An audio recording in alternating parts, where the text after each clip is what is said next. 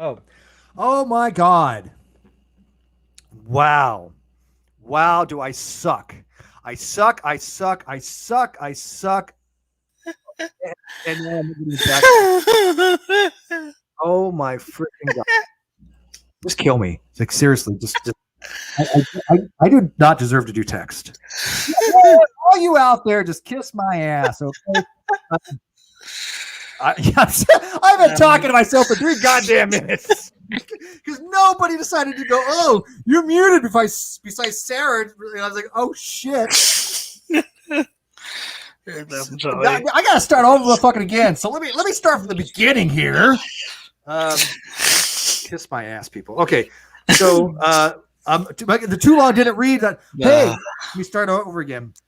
It's been a long time since I've done a late night hangout, but I was overly caffeinated, so I said, what the fuck? I might as well try to just have a hangout. If anybody wants to come in, great. If they don't, I don't care. There you go. That's what I was saying. And then I was saying, hey, Sarah's out there saying hi. Hi, Sarah. Why don't you come in and say hi to us, Sarah? Because it's been a long time since I've heard you. Oh. Something happened. I can't hear you anymore, Steve. Uh-oh. Nobody can hear me now. Oh, uh-oh. You leave the studio. I suck at this. I suck at this. I really do. Steve, we can't hear you, bro. Oh, is that Steve? Can you hear me?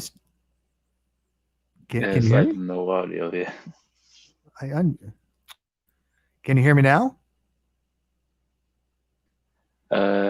Anybody, can y'all hear him on the... You can't hear me?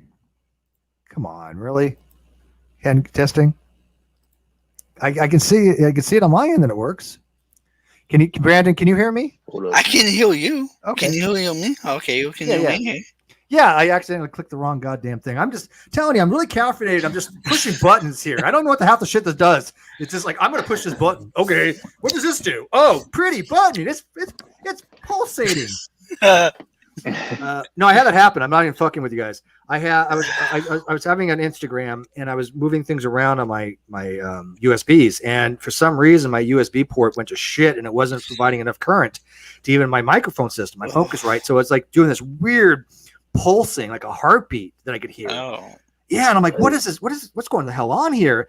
And I looked it up and it told me that it was not drawing enough current. So I shut down my system, started up again, didn't fix it. And I really just had to unplug and plug everything. I just had to do a whole bunch of weird shit, and finally it did not work. So I wanted to test it because my IG was shit. So anyways, again, late night hangout. Anybody wants to come in. Sometimes they're fun. Sometimes they're not. Sometimes we laugh. Sometimes we cry. Sometimes, well, whatever. So hi. What's up? Yo. Yeah. And that's Steven, right? Right? Is that right? Yeah. Yeah. That's Okay. Yeah. Okay. Yeah. Okay. And then of course we got Brandon. So, yeah. What's up? Tech sucks sometimes. Yes, it does. Sarah, come on in here. That is, by the way, since I guess I'm a sex cult leader, I am ordering one of my minions, Sarah, to come in here. And if she does not, she'll get a what does she get? A paddling? Is that how it works? She has to show us her epidermis, so. She has to show her epidermis? Yes. That's weird. It's skin. It's skin, Steve. I know what epidermis means. Oh, okay. I'm not an idiot. I know biology. I thought you meant I thought I meant something else. Yeah, I know, but I've seen her skin. I've seen her YouTube channel. She's weird, not shy. okay. Yeah, she's not shy, but still. Yeah, it's like I said, Sarah's. I kind of remember Sarah gets turned on by that kind of stuff, and I want to keep this kind of clean. But Sarah, come on in and say hi to us because I miss your voice and your intelligent dialogues and crap like that. So I'm ordering you as the former sex cult leader of a non-existent sex cult where nobody was actually even having sex that I'm aware of. Come on in here. Yeah. Hi, Tina. Welcome. This is literally a spur of the moment, useless, absolutely for nothing, late night, 9 o'clock hangout that I never do, but I'm doing anyways. So, whatever. Who cares? Just whatever. Right? Yeah. So, what do you guys want to talk about, man? Oh, okay. Wait. Hang on. Sarah says, "But I'm high and drunk as fuck." Sarah, that is your natural state of being. Do it anyway. Yeah. When does this have stopped you before? That is not an excuse. If anything, that's a justification to join. Yeah, but I think it's a good thing, actually. Yes. So, Yes. so everybody convinced her to join. We're gonna. This Yes. is peer pressure here. Join. Yes. Join. Come on. Join. Yeah, it's like a join. Sunday service. Yeah, like I said, I used to do these just free form, have fun, come in and talk kind of stuff, and I know other people do them a lot at this time. I'm like, oh shit, maybe I will. I mean, I don't care if anybody watches or not. I don't do these things for other people, but occasionally, sometimes they get fun. Sometimes they can be interesting. But what would you like to talk about, Chris? What do you got for us? What's on your mind? Talk to me. Go say, Steven. Well, not much aside from watching a debate with a presuppositionalist and some other dude who tried to argue that. You may like this one. Okay. The other dude they was debating was arguing that morality comes from science. Say what? That didn't make any sense. Okay. Exactly. That's literally nonsensical.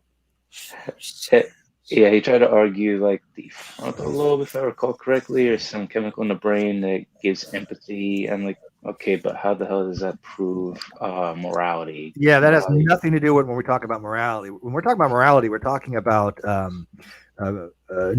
basically what it is for an ought is what we're really trying to do is what you're supposed to do in a normative situation of what you're supposed to do given an ethical dilemma. That's really what morality is really based upon. When we're talking about morality and philosophy, it is, hey, what is it we're supposed to be doing? And then, of course, there's meta ethics that have to do with, what it even means to be moral, what it means to have knowledge, what it means to have, meta physics deals with a lot of things that are more detailed about the topic rather than what you're supposed to do. But when you're talking about normative ethics, that's what it has to do with. It has nothing to do with science. Yeah, it just sounded a little like Sam Harris's approach, sort of. Yeah. Well, that and it just took me back to what Sean Carroll told him. Yeah. Morality gets off the ground through axioms, and that's not science. Yeah, I agree with that. Well, I mean, science is axiom. I mean, obviously, there's oxytocin, and oxytocin is known as a love chemical, right? The love stuff, and oxytocin is also responsible for things like developing empathy and caring and things of that nature. It gives us a feeling of well-being when we release that. So there is a science of how we feel something. But that doesn't matter to what we mean by having the ability to have empathy and say, okay, if you're given two diametrically opposite choices, either like punch somebody or not punch somebody, you have to weigh in, hey, is it an ethical thing to do? It might make me feel better to punch somebody, but is it the ethical thing to do? So it has nothing to do with science or the chemical. It has to do with what is it we believe as society is the right course of action, right? Yeah. Mm-hmm. Yeah. Well, for example, the statement humans have dignity and worth. How do you prove that scientifically? What is it? Well, just the way the guy was arguing, and it just came that this is after the debate. It just rang in my head. I was like, well, wait a minute. If science is based on morality, then how do you scientifically prove that humans have dignity and worth? You can't.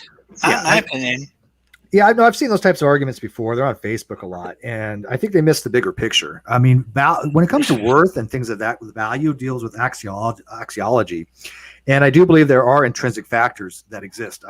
It's one of those things that's highly debated in philosophy, whether we have intrinsic values or not. I think there is something intrinsic valuable to life. I do. Whether it is or not, it's completely subjective. I think you can pick either one and say, well, there is intrinsic or there isn't. It's all extrinsic, but I tend to think that there is intrinsic value to life, but I think they missed the big picture when they try to relate that to science. It has nothing to do with science. It has to do with me more what we put in ourselves, just for the fact that we have the ability to do something is valuable. Just because we exist, so what? My cup exists. I always go back to my cup. My cup exists, so what? But my cup doesn't have the ability to have intentional states. My cup is not an intentional agent. My cup does not have the ability to feel and to act and to have actuality from potentiality. So we can. And I think that is something in and of itself that has value to it.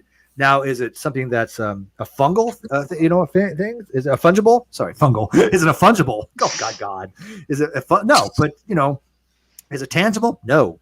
But it's something that does exist intrinsically just for the mere fact of existence. I think, again, you can go either way on that.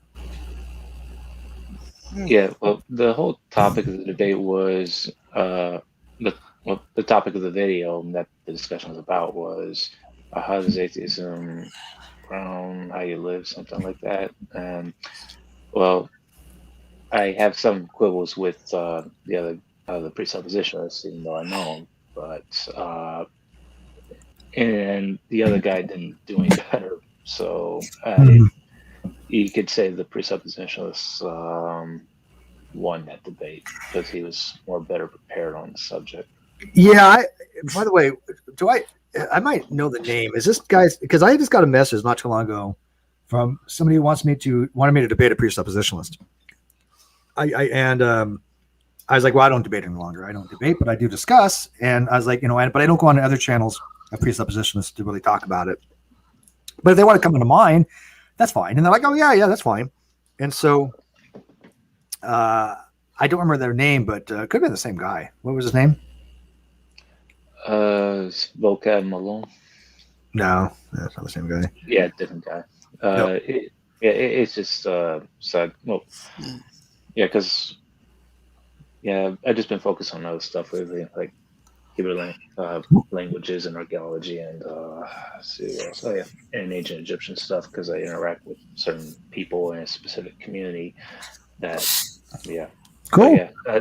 It's just a whole lot of stuff going on. Presupposition has been dying. I mean, it's a fraction of what it used to be. Remember, it came on the scene; it was everywhere. Now it's like hardly anywhere because I will take partial credit, not anywhere in a substantial amount, but I do think that clearly Ozzy, clearly Floyd FP, clearly a number of other people, Malpass, and I think myself to a degree obliterated presuppositionalism. And remember what happened to like the big presuppers, like even Matt Slick hasn't been around, and then what's his name, Stevens? Remember him? What the hell was his name? He was really good at it too, but I was thinking of Sci 10. Well, Sci 10 has issues. That's why he has had some problems. That's why he hasn't been around.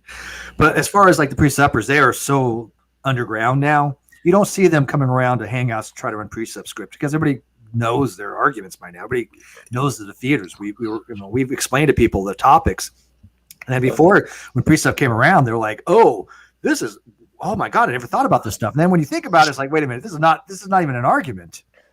No, it's question begging. Yeah, there's a lot of things that's wrong with presuppositionism, but it's not an argument. It wasn't ever designed to be argumentation. Matter of fact, Greg Bonson's version of precept was literally just to shut the mouth of the non-believer. It's obfuscation. Sarah had asked, does God have intentional states? Well, if God exists, he would have to have intentional states unless you go by the argument that they all reduce down to non-dispensational, non-intentional states because God has no ability to act. And there's an argument for that to be made that what's his name makes? Jack Engstrom makes. Jack Engstrom makes the argument that basically God doesn't have intentional states. He has no ability to act. And there might be some reasons for that. So, but I think that under the most understood version of God, you would have to have some kind of intentionality in order to cause action. If not, then he's just an automatron. Hi, Mikey Famine. Sexy beast. I was just talking about you the other day, Mikey Famine.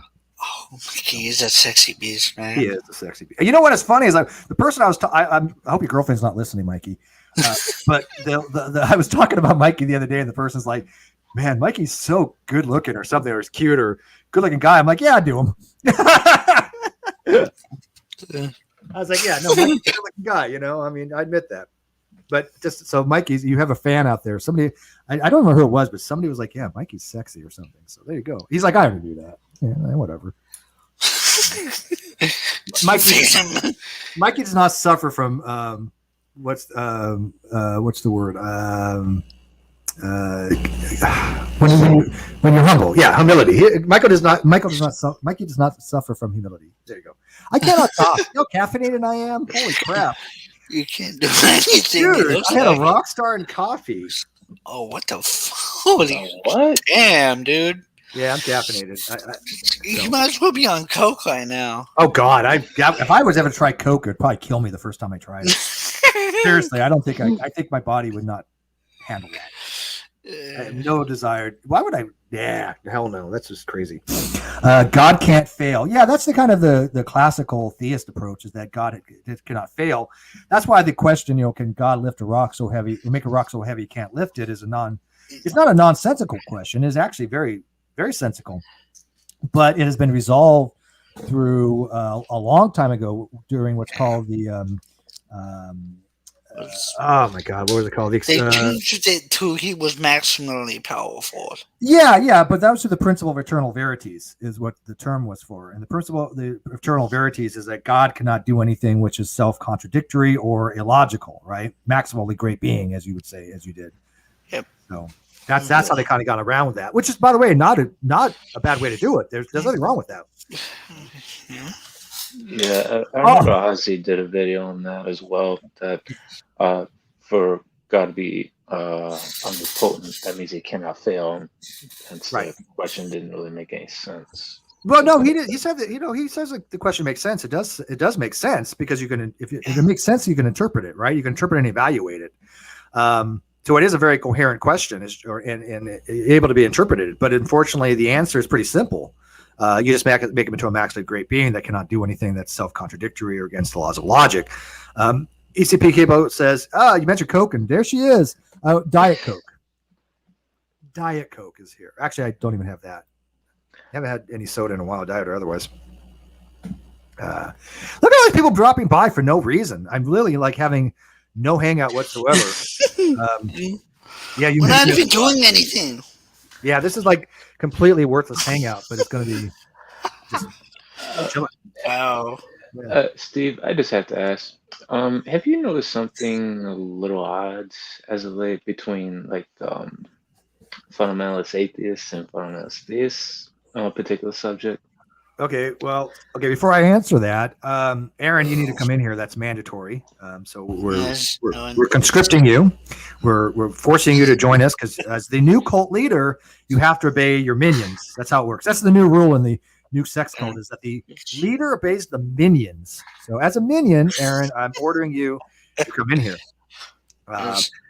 And then Surveillance says, love the channel, Steve. Thank you. Really missed Non Sequitur show, as do I. Hopefully we'll get it back by next month. I have good indication that we'll be getting it back in the next couple of weeks, which is by next month with 3 weeks or something. Really missed Non Sequitur show. Shame how Kyle did you dirty there. Yeah, big time. Glad to still see you making content. Cheers. Thank you, buddy. As to your question, as far as the fundamentalist atheist versus the fundamentalist theist, I don't see a hell of a lot of difference between them as far as how bad they are. Well, it's in a particular subject, though, and to bear in mind, it is on Twitter mainly. Every day outside of that, I'm not entirely sure, but I see fundamentalist atheists being more dogmatic about the idea of Christmas being pagan. Oh, you talk about? Oh, yeah. Okay. Yes. You're talking about atheist mama. What the hell's her name? Godless mom. Godless mom. Yeah. The atheist mama. I'm telling you, I'm so caffeinated right now. Atheist mom as opposed to godless mama. But yeah, godless mom is wrong. It's just fundamentally wrong. And every year that comes around during Christmas time, right? And everybody that ever looked into this knows that all those types of accusations, I would say 80% of them at least, are bullshit. Some of them might have some merit to them, but very, very, very few. But she does it, I think, to troll people. And then she gave her academic links, and they were a joke. They were a joke. Yeah. One was a broken link. Two of them were from the turn of the century. We're talking late 1800s, early 1900s. Last turn of the century, not this turn of the century. The one before that, the 19th century. And there was just there's no scholarship whatsoever. And Tim O'Neill was just, again, every year he tells her this is nonsense. Where's your scholarly work for this? And she cites some book from the 1800s, where back then they got the shit wrong. That's not. You don't cite a book in the 1800s. If you're in medicine and you're a doctor, would you go to an 1800 textbook to learn how things are thought of now? That's not evidence. No. Oh wow. Well, the first link was the first link was to a book by some fundamentalist dude, like trying to portray like the name of the book was Mashiach versus anti-Mashiach. I was like, yeah, this guy's a religious fundamentalist. He's not. The probability of him having actual adequate knowledge on the subject matter in a academic setting or scholarly way, the probability of that being false is higher than it being true. Because I used to be in I used to be in groups like that, and it's just typically strawman and spew what you see like on the internet. Absolutely. Just by looking at these similarities allegedly with these certain other things, but when you start looking more deeper into the matter, you're like, this is just superficial and nonsense. It's just basically a form of a Texas sharpshooter fallacy. That's kind of what I think as well. They find what they want, then draw that bullseye around and go, look, this is evidence, and it's not. Yeah. Julie says, so I am new. Hi, new person. This is my first live. Well, welcome. This is okay. This is your first live, but this is like really unorthodox kind of live. I don't usually do like this is really atypical what's on my channel. So you came at either a really good time or a really bad time. I'm not sure. I am feeling way lost and undereducated. LOL. We don't want that. We want people to understand what we're talking about. So if any time you don't understand something, by all means, ask. That's what I like to do. Explain things. Not an atheist. Neither am I. Matter of fact, Steven, you're not an atheist either. No, I'm not. Yeah. So I mean, the only atheist is there, I think, is Brandon. I don't know. I said I did a video saying I'm not because I understand theism as a belief in God, a belief in a religion, not a belief in God. No, theism is a belief well, classical theism is a belief of a personalized God, right? But when I talk about God, I'm not dealing with a personalized God necessarily. I'm dealing with a non-classical schema. So I made that very clear, so people know that I'm consistent, right? So when we're talking about these things, you have to be consistent or let people know that you're talking outside the schema you normally discuss. Like if I'm talking to Kenny Rhodes, Dr. Rhodes, he is in the schema of classical theism. So some of the terms we use are not necessarily the same, but when he's using them and talking to somebody, I know exactly what he's talking about, right? And vice versa, right? We don't have to use the same terminology because we're working with very two different schemas. But he says, she says, but to each their own. Steve often comes up in other streams. Thank you.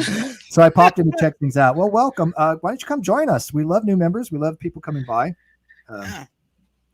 She says, oh, my mistake. I thought the KG connection was something to do with atheism connection. No. I mean, there was a connection, obviously, because she wrote for Pathos. And fun fact, yes, she did lie about that. She did get released from Pathos. That was confirmed by two people from Pathos and Suzanne, who used to work with Pathos with her, and they deleted all her stuff. She said that she took her stuff and took it all with her. That's not how it works. When you sign something for Pathos, you are giving up all your rights to it. So you can't just take it with you. So they kicked her off. They deleted all this stuff. So she tried to retcon that and a bunch of historical revisionism, because she flip-flops from being an atheist to a Christian, back and forth, whatever suits her, it seems, because she used to be a Christian, and then said, that was all fake, and she was just pretending. But of course, she was getting money from them, from what I understand, supposedly. And then she's like, when she wants to placate her base that has, religion or believes in God, she'll be like, oh, well, give us thoughts and prayers, and hope you pray for us, and all this other stuff. It's like, pick a lane. Yeah. Pick a lane. In that video, I said I was an atheist because I don't believe in a deity. Yeah, but atheist runs into the same problem, because atheism would be a non-personalized type God that basically created the universe. There's different types of pantheism. There's different types of deism where a pantheist would believe that a God existed of some kind, but they became the universe or created the universe and walked away, right? So pantheism doesn't really get you very far. Mm-hmm. Atheist is just a useless statement to me, But I mean, unless of course you're talking about a non-class or some classical theist, a classical approach to theism, then yeah, it might have some value there, because if you're talking about a theistic God, you're talking about a personalized one, or you're talking what's called theistic personalism.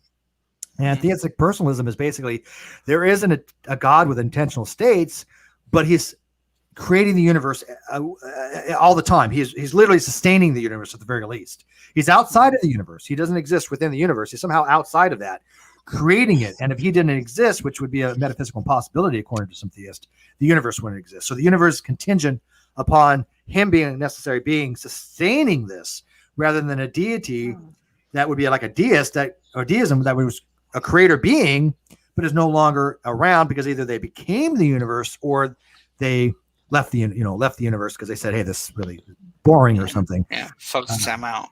Messy Art says, what is it called when you feel like everything is God? There's two things it could possibly be. You could be possibly referring to what's called panpsychism or pantheism. Panpsychism is that everything has some kind of intelligence to it, but doesn't necessarily imply a God. Matter of fact, panpsychism might have some validity to it. Sounds crazy, but there might be something to panpsychism. It's not as like far-fetched as you think, looking at it from a very philosophical point of view. But I would call that probably more pandeism. Stephen, would you? Yeah, that's pantheism. Yeah, it's a form of pantheism or pandeism. There are some similarities there. From the chair I'm sitting in to the canvas I'm painting on to the trees in my yard. Yeah, I would put that as some kind of pandeism. Yeah. Mm-hmm. And by the way, you are pandeist, if I'm not mistaken? No, I mean, I don't remember. You changed all. I don't remember. I'm a theist. You don't have to answer. I'm a theist. They'll have some panentheistic leanings. Gotcha. Let's see here. Coke has caffeine, sugar, and salt to make you more dehydrated and thirsty, so you drink more. Absolutely. That's why I don't drink Coke. I like the caffeine, but I do not like sugar. I am not pre-diabetic, and I want to stay that way. I had my blood work done, and all came out pretty good, all things considered. But yeah, I was really concerned about possible pre-diabetes because my dad was diabetic, and I don't. So I don't want to start. I don't want to. I have low salt, low sugar, and I definitely avoid high fructose corn syrup like the plague. So, man, these late night streams are fun, man. We talk about all kinds of stuff. It's been so long since I've done like this.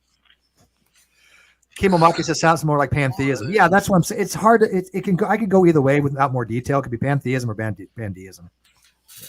It's probably more pantheistic than anything else, though.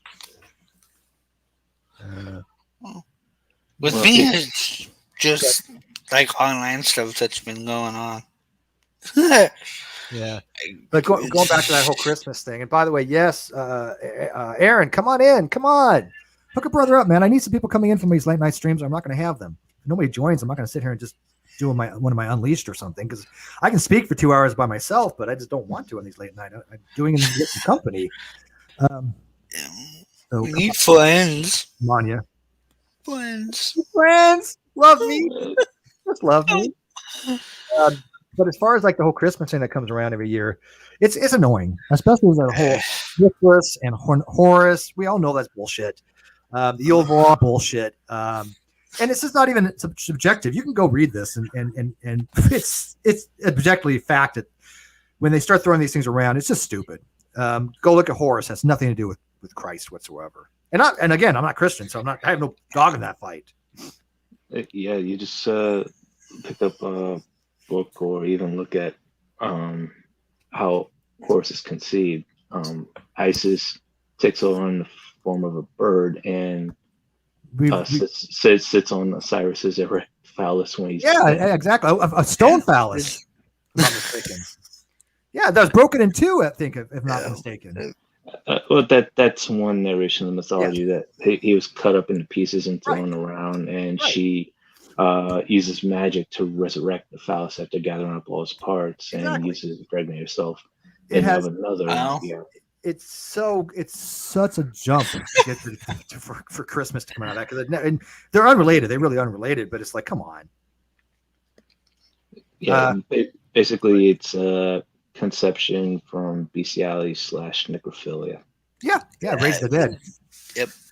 Manya says it's evening here and I have to work tomorrow and I have a fever since last 2 days. Oh, I'm so sorry, Manya. I feel better because you got a stream to do Saturday. I will be streaming an hour before you. I have Thomas Shady. Is that how you pronounce the last name?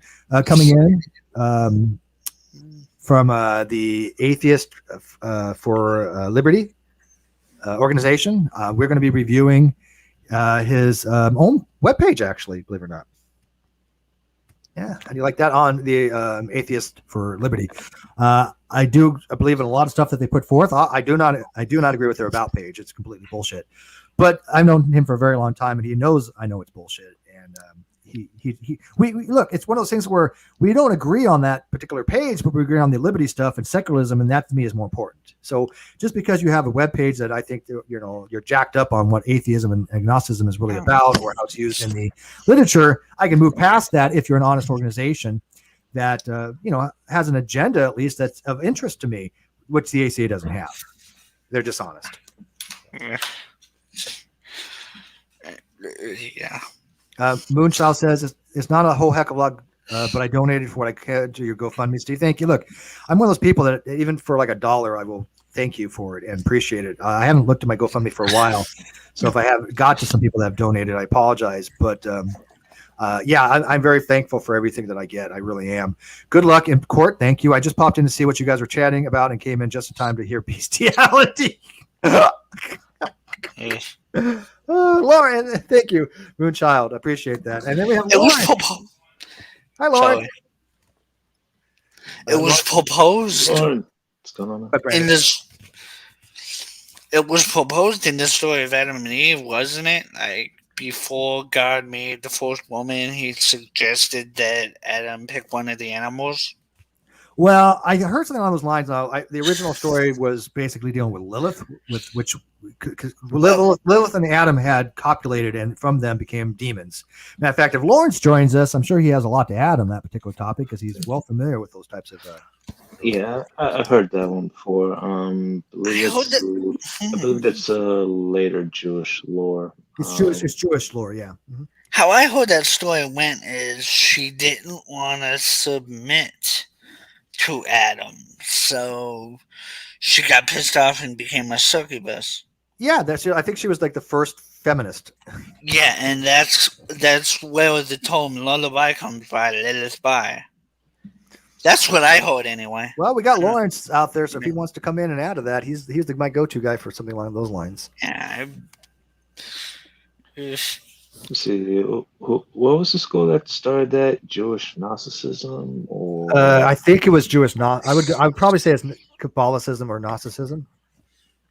because there's a book written by Siegel on Two Powers in Heaven. One of the things he notes, and this is a little bit before 70 AD destruction by the Romans of Jerusalem, and even afterwards.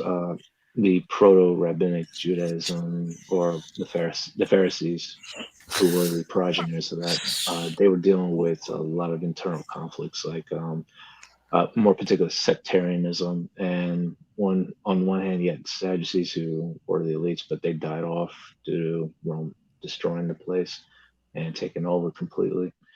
And I could be mistaken on that, Lawrence.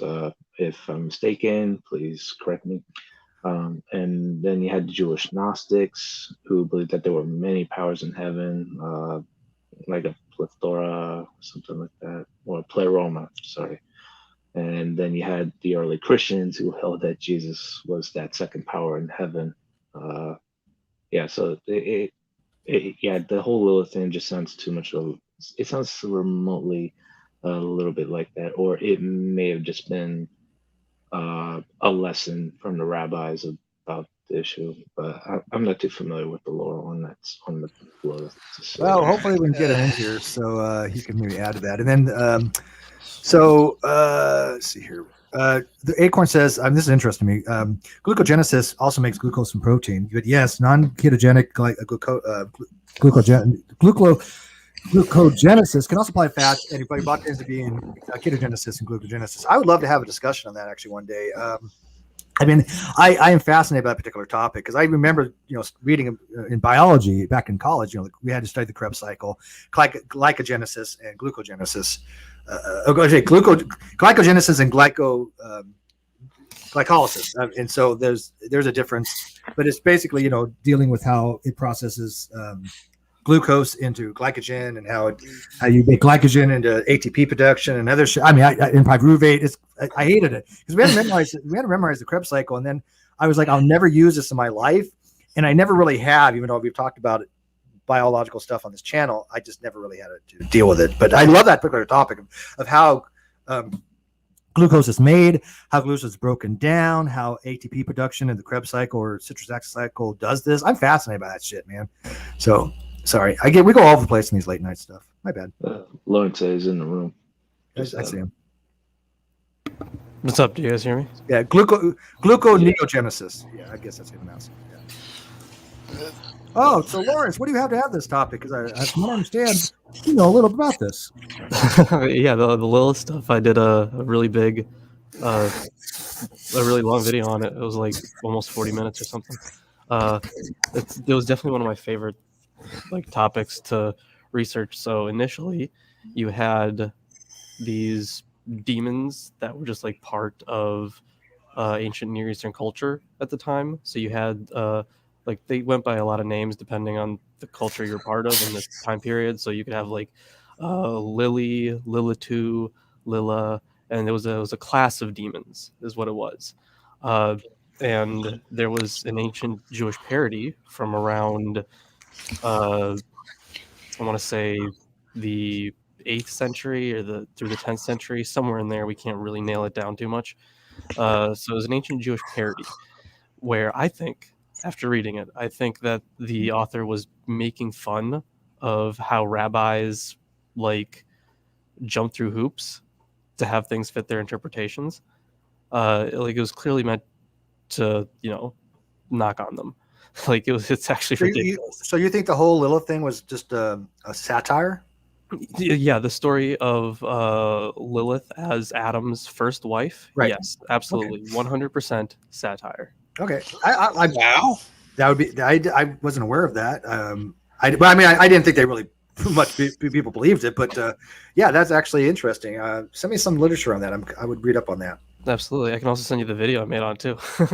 Well, I think I've seen that, but yeah, send it to me anyways. I'll rewatch it. But I do remember you talking about it. The original text that it's from is called the Alphabet of Ben Sira, and Ben Sira was he's a really famous figure in Judaism, and the Alphabet of Ben Sira, oh my god, it started off crazy. So they had this the birth of Ben Sira was described like this, and I'm gonna put it colloquially. So apparently his father was Jeremiah, which, as far as timelines go, is not possible unless Jeremiah lived for hundreds and hundreds of years. But anyways, Methuselah did supposedly. Yeah, but not Jeremiah. Not even in the Bible. Well, there's another one. There could have been a cosmic sperm bank that had Jeremiah's sperm. Okay, Richard Carrier. Yeah, all right. Hi, Carrier. Where did Carrier come up with that from, Lawrence? By the way, I have no idea where he came up with it. I don't know either. I'm not feigning ignorance. I have no idea what the fuck he was talking about. I never figured it out. I know where he got it from. He got it from a 13th century CE narration story from the Zohar about some demon taking David's sperm and giving birth to Edom, something like that. Crazy. Oh, from the Zohar? Oh my god. Okay. So no wonder it's so. That makes sense to you because that's just an obscure reference to me. Yeah, the Zohar was like a set of mystical writings from that time period. So he basically took a mystical tale that highly is unlikely to be meant to be literal, and he's like, oh, see, it's not that far-fetched for early Christians to believe that God had some cosmic sperm bank to hide David's sperm to impregnate Mary with. Well, that's just weird. Yeah, let's talk about 1,300 years afterwards. And talk about but again, Carrier, his whole Bayesian thing, I've got issues with, and I've seen firsthand him Okay, there's two things that Kerry does, and I'm not ill speaking of the guy. Can we actually get along? I have no ill will toward him whatsoever. This is nothing personal against him whatsoever. But there's two things I noticed about him. One, he strawmans the fuck out of people. He's done it to me numerous times. He wrote 2 blogs about me. Things in there just were not accurate. I've asked him to correct it. He changes to minor things, but it didn't really change the major things, but whatever. But he strawmans the fuck out of his opponents, and he just pulls things so far out of obscurity. And the use of Bayesian for historical analysis doesn't make much sense to me. Matter of fact, I was telling people on IG a little while ago that I want to kind of have a discussion, if I can get into it, on how we formulate our beliefs and change them, especially how we change our beliefs based upon Bayesian probabilities subconsciously. Even though we don't have to know fuck all about Bayesian to recognize that inherently we use Bayesian probabilities to change our beliefs. And because a lot of people don't understand Bayesian, and it's very difficult to understand. I only have a very tertiary understanding of Bayesian, but enough to recognize how the formula works and what people kind of don't understand with it, why Bayesian takes into account priors of things that seemingly unrelated, right? It's not just priors of, have we seen this event before? It's taken into other factors that you wouldn't think have any relationship to, but do. As far as the primers. But Julie says, I find that fascinating, but what is that, Julie, you find fascinating? I'm curious. And by the way, come on in. Yeah. No, I seriously do have a very interesting story. This is from the Alphabet of Ben Sira. It's hysterical. We did a reading of this on the show, and it was great. So the birth of Ben Sira. So Jeremiah was his dad, and because you couldn't sleep with your daughter, I think the joke that was being made was because here's how he was conceived.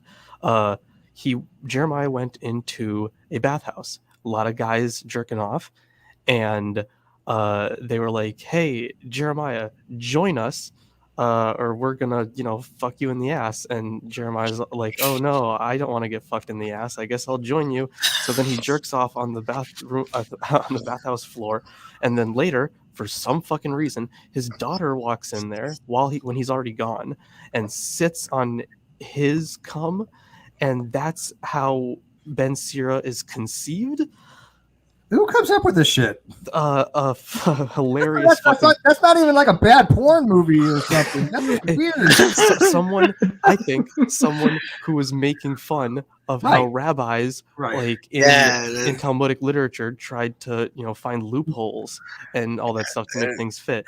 Like, oh my god, hysterical! If someone ever tells you it's not a fucking joke book, just fucking tell them the very first story. Ridiculous. Well, okay, let's analyze that real quick. Then I want to say what Justin said here. Let's analyze that. So, if that's all satire and shit like that, then what's the possibility of these stories like Lot, sleeping with his kids, 2 daughters, even though they decided to like sleep with him while he was sleeping? What is likely of those things happening? Like, are you talking about them actually happening? Yeah, as opposed to some like weird story. I think like if we're debating on which one's more likely, well, not more likely. Just if one is satire, how do you know not the other one is? It's not.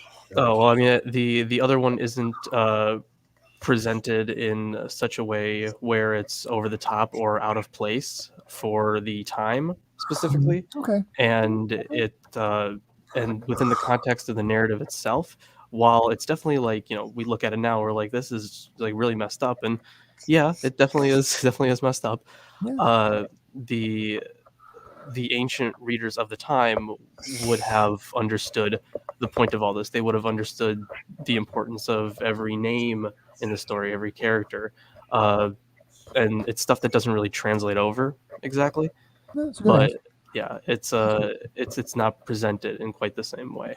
Justin says, when Bayesian is used, it's pretty easy for the person to set arbitrary weighted values to topics of their own opinions. Absolutely. Matter of fact, most of the time they're arbitrary. Now, could there be non-arbitrary to weight? Yeah, there could be some objective numbers that you could use based upon, like population density or something like that if you're comparing certain things. But it's pretty. Usually, when you're doing something like that, you're making just a guess. You're making an educated guess. And I'll give some examples of that in a second. But Maya Nova had asked or said, I would love to ask questions. Well, you can. but I don't understand the non-belief categories, even though I'm a newly non-believer after 40 years of being a believer from a strict Catholic upbringing. Well, ask away. We love explaining that kind of stuff. You've got two people in here that literally study this stuff, and I'm not talking about me. It's not me. I don't study this crap. I'm just have an interest in it, but they actually study it. So ask away. But I was going back to that Bayesian thing real quick. Wait one sec. What is this? The information regarding humanity origins from your last panel member and the story of Lilith. What about it? Oh, it's interesting. Oh, okay. That was interesting. Thank you, Julie. Oh. Yeah, it is very interesting. I was going to catch you up there, but yeah, you got it. I'm so excited. Thank you. So, it's, just to touch on that Bayesian, because again, on these late night things, we go all over the place. Don't think for a second we're going to stay with one topic. But I'll give you guys something that's really interesting. I was going to talk about this one day, but I was like, whatever. But since it's being brought up now, I want the live chat to weigh in on this. So, there was a study done. I don't remember the two people who did it. I remember they won a Nobel Prize for it, but two people did a study, and one of the questions they had asked, and this had to do with Bayesian, it had to do with probabilities, and had to do with how we think. So the question was asked. Let's just say we'll pick a name. We'll say Julie, because Julie's out there. We'll say, hey, let me give you some information about Julie, Lawrence. Julie is a feminist. Julie loves to go out and protest events. Julie is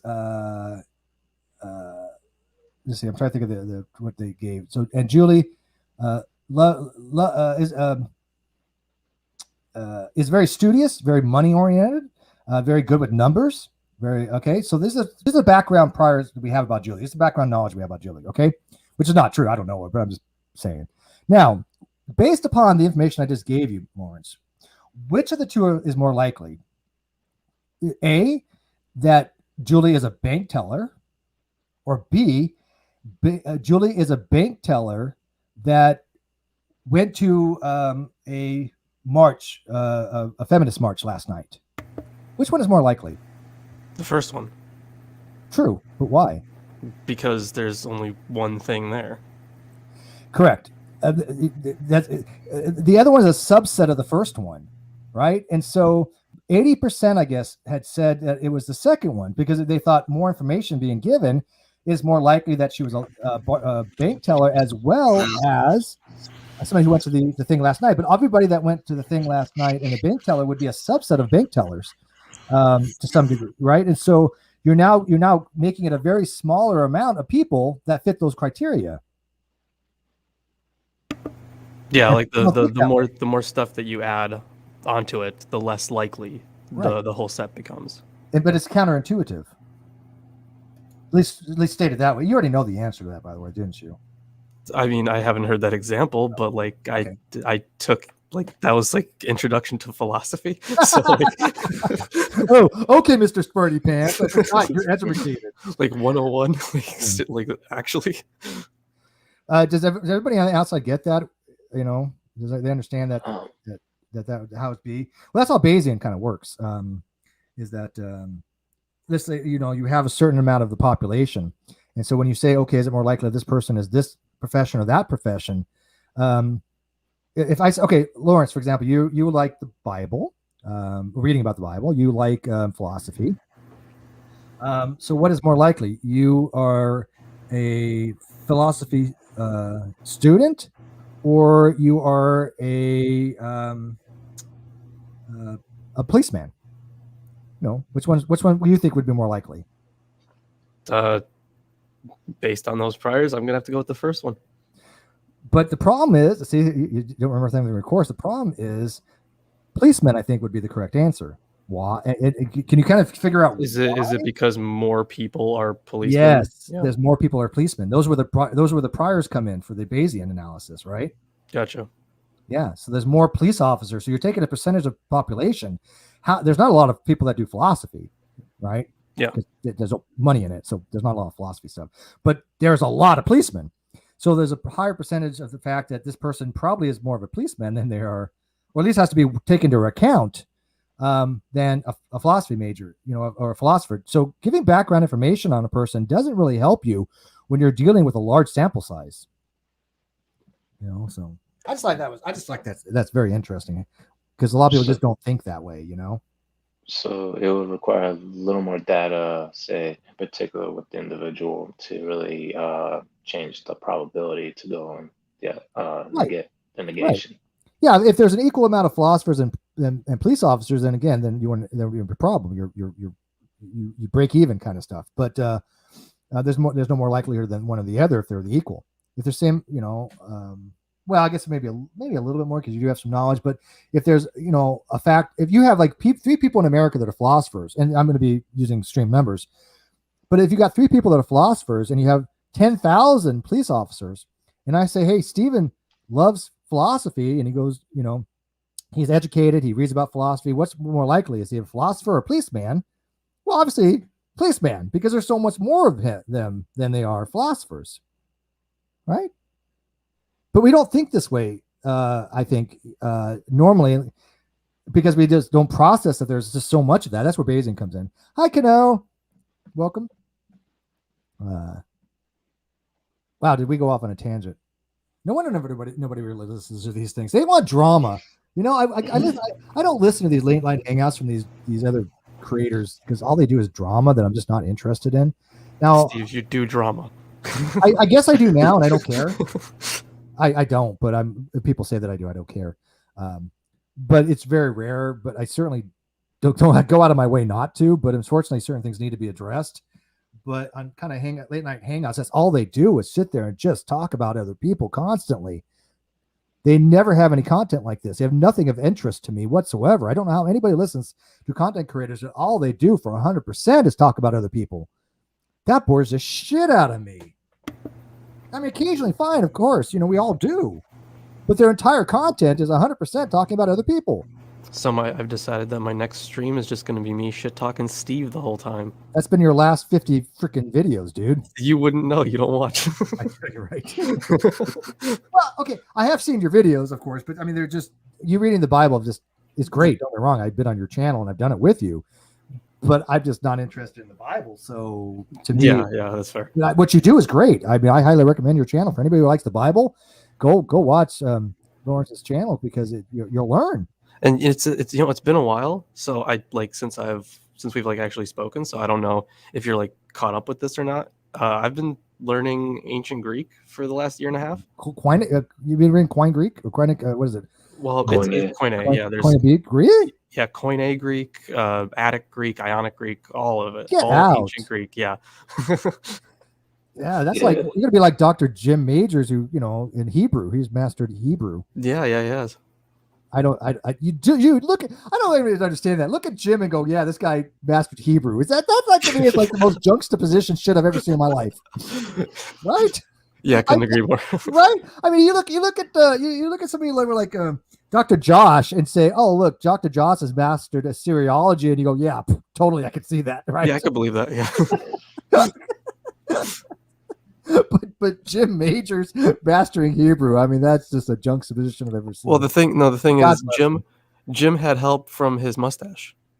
That's true. Yes, fun fact, his mustache is more intelligent than he is, and I have a feeling that if you ever shaved his mustache, he would have a 62 IQ. Yeah, that's you know what? Facts. I'm spinning facts here, people. Oh my God, where's this guy located? He sounds super intelligent. Wow, Greek. Oh yes, Lawrence is this the reason why I just detest Lawrence? He's super intelligent and damn good looking, and I don't understand how he got both. It's like pick a lane, dude. Get one or the other. You don't get both unless you're Canadian. Steve, shut the fuck up. Yeah, you're not Canadian. You only can pick one. I do not accept compliments. It doesn't. I was actually on a date last night, and I even told her compliments make me feel uncomfortable. Please don't compliment me. So here's a guy when I just tell him, he's good looking and intelligent. I was on a date last night. Fuck off. If that was listen. What do they call that? A humble brag. If I've ever seen it. No. First date in 4 years. First date in 4 years. All right. Yeah, it's been a while. It's been a while, dude. Okay. I'm not going to put it out there, but you can because you've done it many times if you choose to. But I know what you used to do. Yeah. You still do that once in a while. Okay, good for you. Yeah, thanks. Yeah. But this was a date, right? With an actual person, like a real person. Yeah. Not like cyber. No. Yeah, was she pretty? Yeah. Yeah, I expect no less. But was she smart? Yeah, she was. She's getting a PhD, actually. Jesus Christ. Okay, and he's dating somebody who's working on PhD. Fuck off, man. Get out. Why do I have to even hang out with people like you? I feel so like insignificant. Steve, you've accomplished way more than I have. And I'm the quote narcissist. People have been running that narrative. I'm like, are you fucking kidding? You have accomplished way more than I have. Get out of here. I have not. Cool. Although if I publish my paper, then I could probably because you've never published a paper, right? No. Yeah. So if I publish my paper, oh my god, you know how much my haters would be shitting their bricks if I got my paper published. Which they're going to be doing that right in your mouth. Exactly, and I'd be like wide open. I just got to write an intro to it and then form it, put it in the form for whatever journal that I wanted to publish it to. But as far as the body of it, 5 PhDs have read it, and 5 PhDs couldn't find a single thing to have criticism on. Well, one did some minor. I mean, that wasn't even criticism. It's like you might want to add this to explain this, but I responded to them. I don't want to bring that into it because this, and this. Although they're not wrong, but I didn't want to go down that route with my paper, and they totally understood. But not one PhD said, "Yeah, that's wrong." Not one. And one of them was a PhD in logic and in diatheistic logic. So I know my argument is pretty airtight. What's your paper on? You never read I didn't send it to you? You did not? Argument. Really? I mean, I couldn't have, I'm not a philosopher, right? I couldn't, actually give good criticism. Okay. Well, Steven, did I send it to you? I believe you put, I believe I read it on your blog. That's like 10% of my paper. That's a watered down version. Oh, well, now you haven't sent me the paper, but yeah. That was really just that kind of like a kind of a crux of it, but it was such a minor portion of it. It was more of a condensed version. I will send you the PDF right now. Hey. I just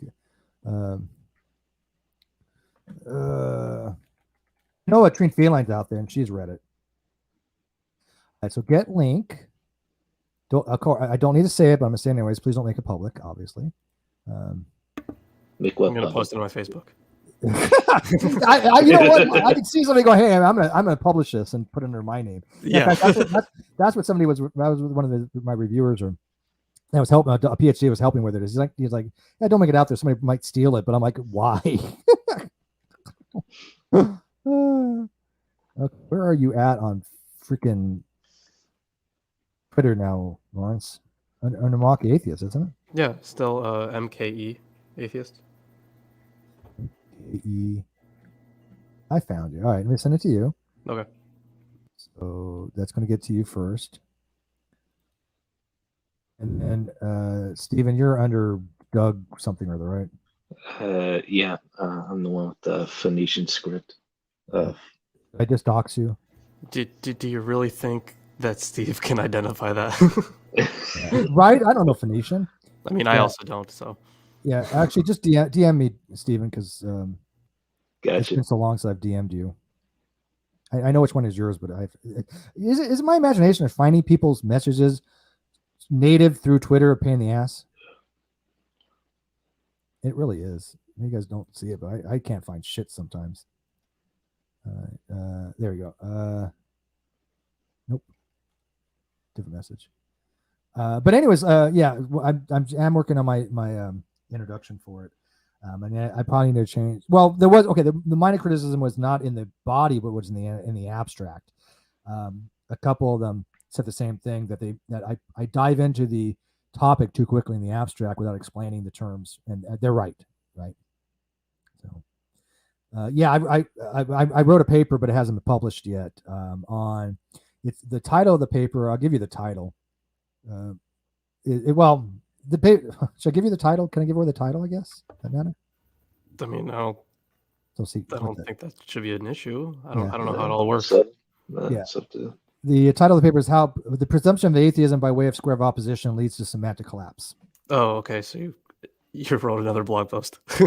No, this is fuck off. This is an actual paper that you published. Go. No, I okay. know. Go look at this paper and tell me if this is not scholarly work. No, I totally believe you. Actually, like no cap. Like I believe you when you say that it's completely scholarly. Like I know you have the ability to do that, but I also know that you write a lot of blog posts about exactly that. So that was the joke. Right. Well, I'll tell you what. I don't. If I show up one definition from my my paper, you think that would matter? Probably not. I really have no clue.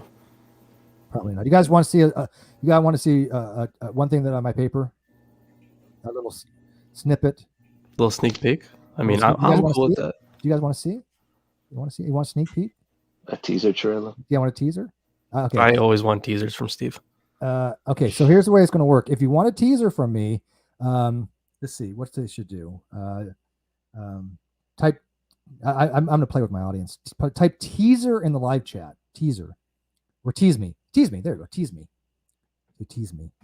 Julie says yes, please. That's close enough. Tease me. Tease me. It's a late night stream. You guys remember how it used to be with late night streams? Holy cow! Yeah. Oh yeah. All right. So let me see how I can do this. Share screen with one thing. Application window, a screenshot. Okay, ready for this, guys? Here you go. This is just this is just one part of my paper. Yeah, see this kind of shit, like absolutely it is scholarly, and like I right off the bat, I don't understand jack shit. Like if someone explained it to me, I might be able to get it, but right now it looks like, well, I guess I can't say it's Greek to me, but it's Japanese to me. Well, like I said, I had five. Yeah, I've had 6 PhDs look at it, but one is a philosopher, but he's not trained in this particular subject. But the 5 reviewers that he sent it to for pre-review, the only negative criticism was like, okay, this all is correct, but what's the point? But I'm like, that's not an argument. That's not an argument, you know. But the guy that is a dialectic expert in logic had said, he said to the author, good job. And when a PhD that has a degree in philosophy that has specialized is in logic, and especially dialectic logic, says good job to the author, because they have no idea who the author is. They don't know if the author is a PhD, master's student. They don't have no idea if I'm a nobody. And they said good job to the author. So that to me, I think, is impressive. There's you guys. So those guys who came by for these late night things, you guys have the first people to ever see publicly something from my paper. So what do you guys think? Is this? Would this look like it's something that the average Joe Schmuckatelli is writing? So when people say that I don't know what I'm talking about, okay, that's fine. Come demonstrate it to me. That's all I'm asking for. Because I mean, don't you think that 5 reviewers would go, "Hey, this is messed up"? And by the way, Intrigued Feline read it, who does understand this stuff. She found some issues with it. They were, more typos than anything else. Wasn't any like me having misunderstandings. But Intrigued Feline reviewed this paper on her own, and she was able to understand it just fine. Also, Landon Kurt Knoll, famous mathematician, he was able to understand it. So, okay, Landon that guy's got a 5 head. Like that guy is just smartest guy I know. Oh my god, so smart. So I mean, it's so funny when people are like, "Oh, Steve's a hack," or "Steve doesn't know what he's talking about." Okay, so if that's the case, why is it then all these people that have read my work don't have any issues with it? I just don't understand how they could try to convince people of that without just, okay, look, all they got to do is go to my blog and say, okay, here's the issues with Steve's blog. But everyone who's done that is just straw man the shit out of it. Also, the typos meant the logic isn't correct. That is correct. Feline is right. The typos that she found would have made the logic invalid. But they were minor typos that needed that. Yes. And shouldn't. But here's the thing. When Feline pointed it out, did I go, oh my God, she's an idiot. She's just bitching and, trying to find fault. I was like, I was like, shit, she's right. She's a hack. She's a crank. And then I gave it to Cheshire and, well, yeah. I said, hey, Cheshire, review this. She gave me her stamp of approval. That's all that matters. But yeah, so I mean, when I said I wrote a formal paper, I'd written papers before in high school and college, obviously, not to this degree, but this I wanted to be an academic paper, and so I took my time. learned obviously latex, and reviewed a lot of stuff and went into it. And the mindset is, I want this argument to be airtight. And even though the argument I think is persuasive in origin, the logic is definitely airtight. But my persuasion argument is basically we should reject Anthony Fleur's argument for the presumption of atheism based upon the fact that it's just logically, it's not inconsistent. It's definitely consistent, but it's logically, axiologically less valuable to do so. So my argument really goes from an axiological. So read my paper, Lawrence. Let me know what you think when you get a chance. So I send it to you. Okay, I'm going to struggle through the notation, but hopefully. Or you can just accept the notation is correct and go from there. But you should be able to, if you start from the beginning. I wanted people to go through and just step by step recognize what I'm trying to say through it. Okay, I'll give it my best shot. Julie had asked, "What is very curious to your education?" Basically, my education is watching Fox News. I'm just kidding. No, my education is pretty simple. I mean, I graduated from Naval Nuclear Power School, which is probably, it is the most difficult military school, academic speaking, in the world. But it doesn't give you a degree, unfortunately. Then I took courses from Texas A&M and College of the Desert, and I got over 120 semester hours of college, but I didn't finish my degree. But it was all over the place. I took accounting, I took history, I took, but I also took, a computer science course. I took, of course, physics. I took calculus, even though I've had all that, that stuff in the nuke school. So my background was basically originally more in the nuclear technology fields. But I kind of recently in the last 7 or 8 years got into philosophy a lot more. And then what are you guys' backgrounds? You can go first, man. No, Lauren, you go first. Steve's expertise is watching the Atheist Experience. Oh, yeah. So you got a real good head on your shoulders. Yeah, he calls up Darth Dawkins every so often and says, "Hey, Darth man, what you got for me?" Oh, hey, that's good content for him. Yeah, that was a weird experience. Wait, is this a reference to something like Steve, you want to tell him what happened? Well, you did call up the Atheist Experience. Yeah, I called up the Atheist Experience and was basically trying to poke and prod at Matt's understanding of what is an atheist. Mm-hmm. But I had to do it very subtly. Like I was just some ignorant dude and didn't know what he was talking I sent about. you, I think, which is like ridiculous. It's like, and I tell people, look, don't even bring it up on the Atheist Experience. First of all, it's not the right place for it. Second of all, they're just going to strawman it anyway, so why bother? I mean, if Matt wanted to defeat my WASP argument or my atheist semantic collapse argument, he long could have done so. Both of them, again, the simplified, very, very, very, very simplified version is on my blog, but he could have, but nobody has. I mean, even the people that are experts have told him, look, I don't see any problem with Steve's argument. It's logically valid. If you want to think it's unsound, that's fine. But what's unsound about it? It's a good, solid argument.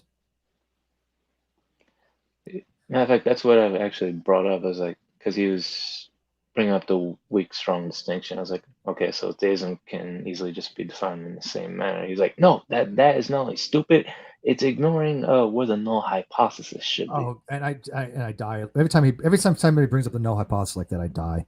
But Lawrence, so what's your background? I mean, I'm still currently in school for religious studies. I'm only going part-time, so obviously it's taken a while. Yeah. But at least I'm not pulling out all my hair, which is my only good feature. So yeah. I'm rather take it slow. But most of the stuff I learned outside of school, I just started reading a lot. So religious studies is basically your thing. Yeah. I already knew that, by the way. Yeah, but that's essentially my background.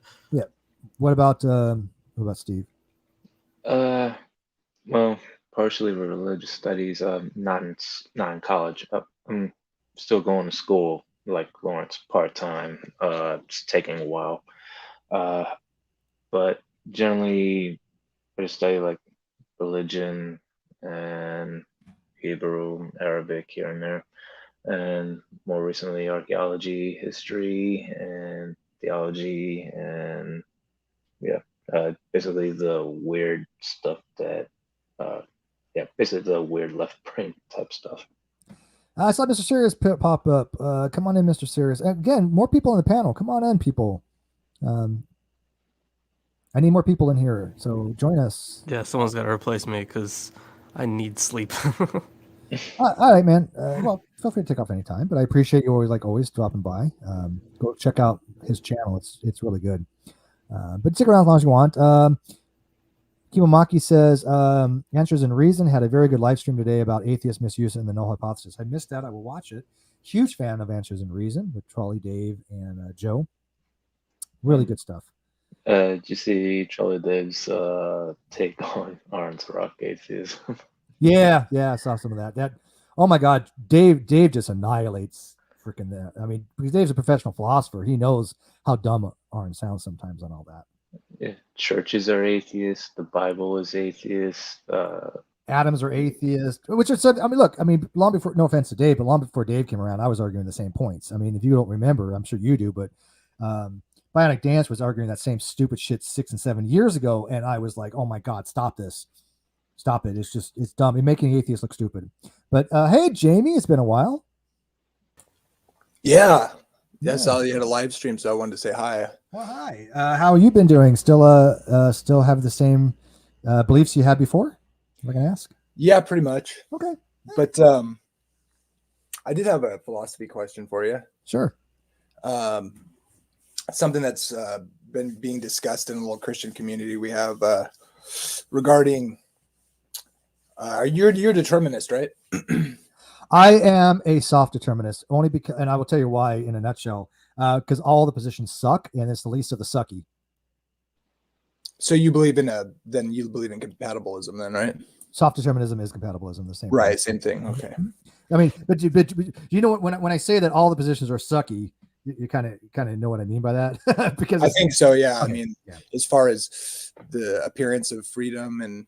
Yeah, when you're dealing with libertarian free will and you're dealing with compatibility and theories of time, there's really none of them that are perfect theories that make sense. So it's basically what you want to go with. But I deal with the framework of the soft compatibilist, and I think you are a indeterminist, if I remember, or would think so. Well, so here my issue is so the discussion's kind of the Calvinist, non-Calvinist thing going on, with the nature of determinism and God's role in ordaining things or whatever would be the kind of what's the subject and the disagreement. And so if you can take just hypothetically the Christian worldview and say from a determinist point of view or soft determinist like most Calvinists are, the thing for instance, everybody's reviewing this because William Lane Craig took the Molinist position and debated James White, who's a Calvinist. And I remember. I know. Yeah. I know. Yes. I never talked to James White, but I wish one of these days. Well, if you're getting on sequitur back, he would be one guest I would love to have on. He's still alive, isn't he? Oh yeah, he is. Okay. It's been a while since I've heard from him. I remember he really got into the whole acrostic. Remember the whole acrostic stuff? Oh yeah, he debunked. Oh my God, that acrostic stuff was just unbelievably stupid. But yeah, go ahead. So by the way, so that's kind of on a lot of people's minds in the Christian community anyways. And so, but we've been kind of trying to, it seems like it always just comes down to whether or not libertarian freedom is possible. Yeah. And the thing on that is that, and by the way, do people want me to explain this as we go along? Because I know we have some new listeners that are probably not familiar with these topics. Yeah, please do. All right. So there's basically the position called indeterminism, which is generally connoted to be very similar, if not the same thing as libertarian free will, which is the concept that man has the ability to act independent of any kind of influence or outside or internal factors. Then there's the non-indeterminist position, which is called determinism. There's two flavors of that. There's the hard determinist, which means that basically what's going to happen in the future is planned in advance in some way. It's basically just like you hit a rolling bowling ball. It's determined how it's going to go once it leaves your hand. It's just a matter of fatalism, right? Well, no, it's not necessarily fatalism. Hard determinism and fatalism are not the same thing. But fatalism is I would put it as a hard form of hard determinism. Okay. But because hard determinism still allows for what's called, I think, will. But there's soft determinism, which is compatibilism, which is a position where we have the ability to act. We have the ability to make decisions, but the rest of the universe is basically purely deterministic. But in that deterministic universe, we as agents can change things because we have the ability to act, but it's not the same as having a true free will. So it's kind of like, yeah, we have some free will, but it's not the true form where you're always going to be influenced internally or externally because of factors. There's no ability to do that. And when to get away from that. And one of the ways I argue that, Jamie, and you let me know what you think of this, Stephen and Mr. Serious, is that let's say that you have a time traveler, like Jamie's a time traveler, and Jamie has at some T time says, hey, I have a decision to make between X and Y. All things considered, blah, blah, blah. Jamie makes decision X. Okay. So far off in the future, Jamie goes back to, I shouldn't say Jamie even goes back. We rewind the tape. We, as an outside observer, rewind the tape and we see Jamie go back to time equals 0. And he hasn't actually time traveled back, but we round the tape. Does you guys see the distinction? We go backwards in time where Jamie is still Jamie from T0, right? Making that decision. And we go, oh, Jamie has a decision to make. He can choose between X and Y. Well, we're from the future. We've already seen the future. We've time traveled back. Not him. We've time traveled back and say, oh, look, we already knew he was going to choose X. Now, here's the rub. The indeterminist says that it is likely that, you can say is more likely to be choosing X, but what's called ceteris paribus, meaning all things considered equal, he still could choose Y. We cannot determine whether he's going to choose Y or X. We don't know. We can say, look, in the timeline we're on, this is what he did. He did this. This is one of the distinctions of fatalism. Fatalism means it will not be any other way, right? But on a hard determinist position, we don't know what decision he may make. Or excuse me, in an indeterminist position, we don't know what he may decide because it's libertarian free will. He still might be able to choose Y, but the determinist says no. He will choose X every single time we go back and see him making those decisions. So that's what I think is a distinction between the indeterminist and the determinist position. Is that the indeterminist would say, we look at them and go, hey, look, he could choose Y, but the determinist says, nope, he's going to choose X every time. That's one of the reasons. That's one of the ways I understand it. But if you're an expert on time, stuff like that, and A and B theory of time, correct me on that. But that's one of the ways I've always described it.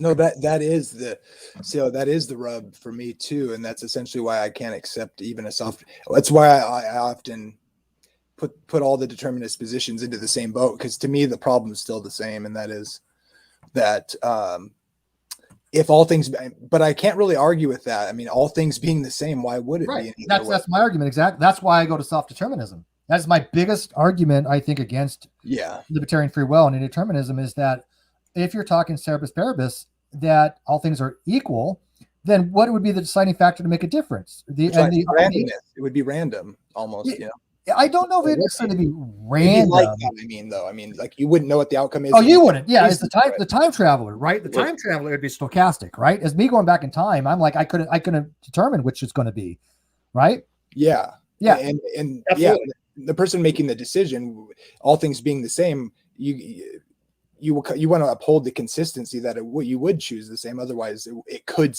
essentially seem like no reason at all. Although that seems to be the distinction of libertarian freedom. But I agree. The whole issue for me theologically is, scripture. If you hold to that, it seems to me it wants to separate God from the sinning. And so if God's determining or ordaining all things that come to pass, from before time, then you have to say, if you're going to say creates everything, that in some sense he's responsible for everything, or he has ownership of it. But there is like secondary causation or weak and strong actualization that you can assign to decisions of free agents in the creation, and being responsible, at least in the strong sense, for bringing unrighteous acts into the world. It seems like that's just where my issue is anyways, theologically. All right, well, let's look at it in two ways. The first way, when it comes to the indeterminism, right? When you have the agent that can make a decision, and all things being equal, I don't know if this is how they argue. I really don't. So I'm really probably getting out of my depths here from what I read on these things. But I would imagine that they would argue there's something maybe of a mental component that is a substance, maybe like a property dualism, of something along those lines, which is changing, right? A mental state that's not a physical state, right? But a mental state that allows for the difference to exist. But then it's not all things being equal. I think when I say all things being equal, I'm talking about the mental state and the physical states. Everything, right? Yeah. Why? I don't know why we would make a distinction from the mental states. Yeah. Now, as far as what you were talking about, the actualization, the big arguments that they have, even with the Kalam, with the William Craig, and I know that theoretical bullshit has been talking about, and some other people.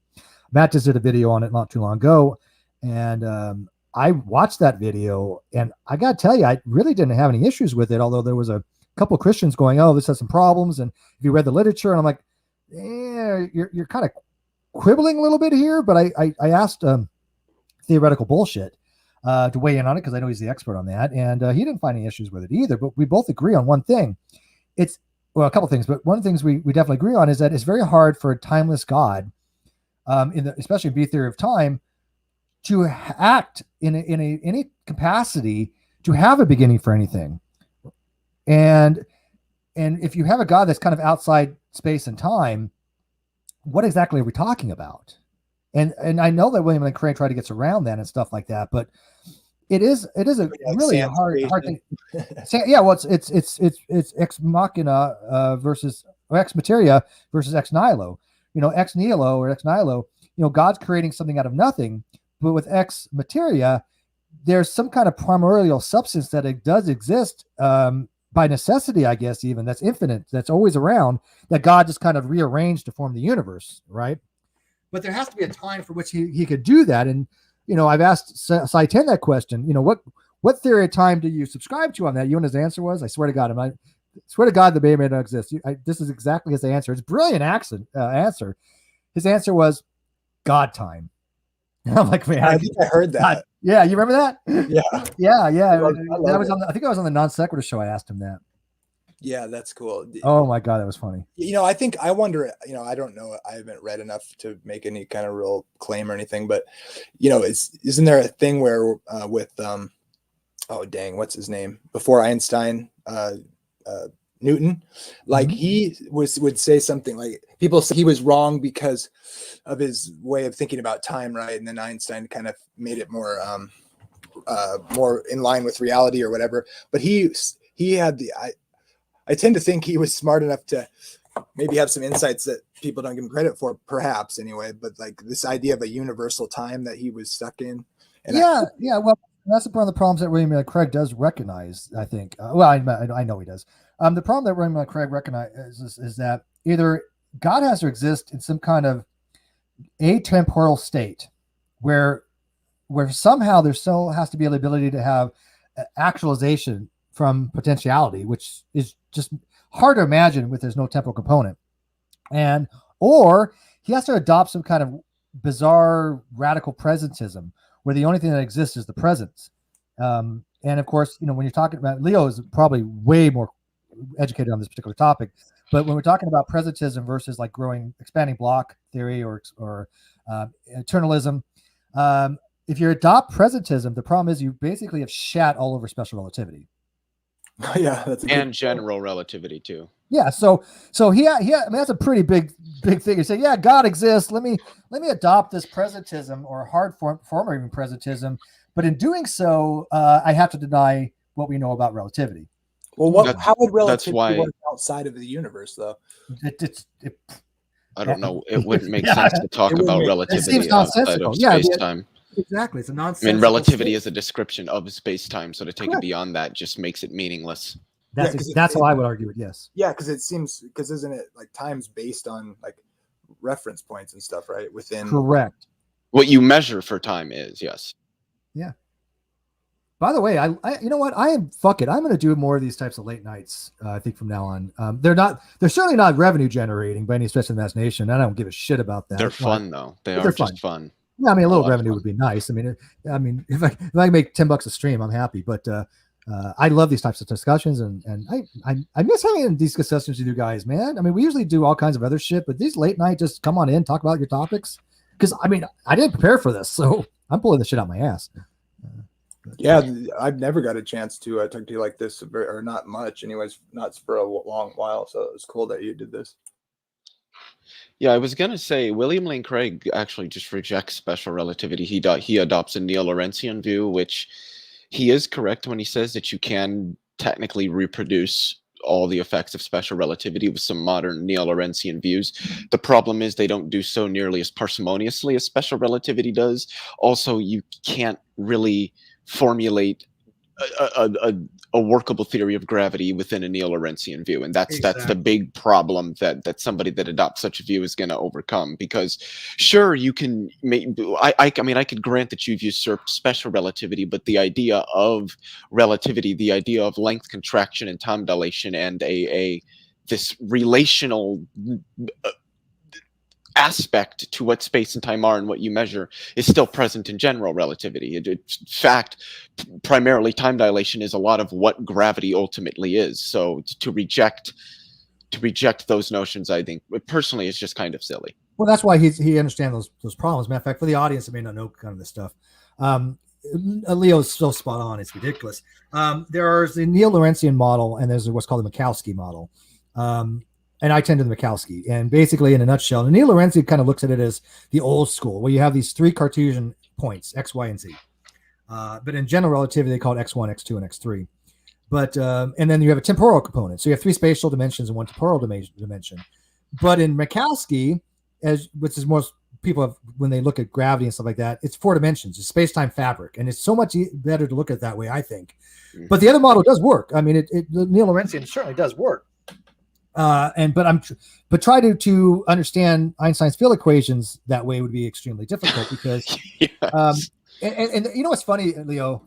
One of the most difficult things I had with even trying to conceptualize Einstein's field equations is this, and you're gonna laugh at me because this is so fucking basic that you'd be like, "Damn, Steve, dude, this is like first day shit, dude."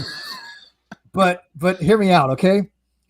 One of the hardest things, because you gotta remember, I mean, I've looked at this shit for years, right? I mean, I've always tried to understand things, and I did graduate from nuclear power school, so I did have calculus. I have a little bit of understanding. What level, just really quickly, did you get to in Calc? Two or 3, or did you go? I would say that we basically touched on Calc 2 stuff in nuke school. I had Calc 1 in college, but as you know, Calc 2 is probably easier than Calc 1.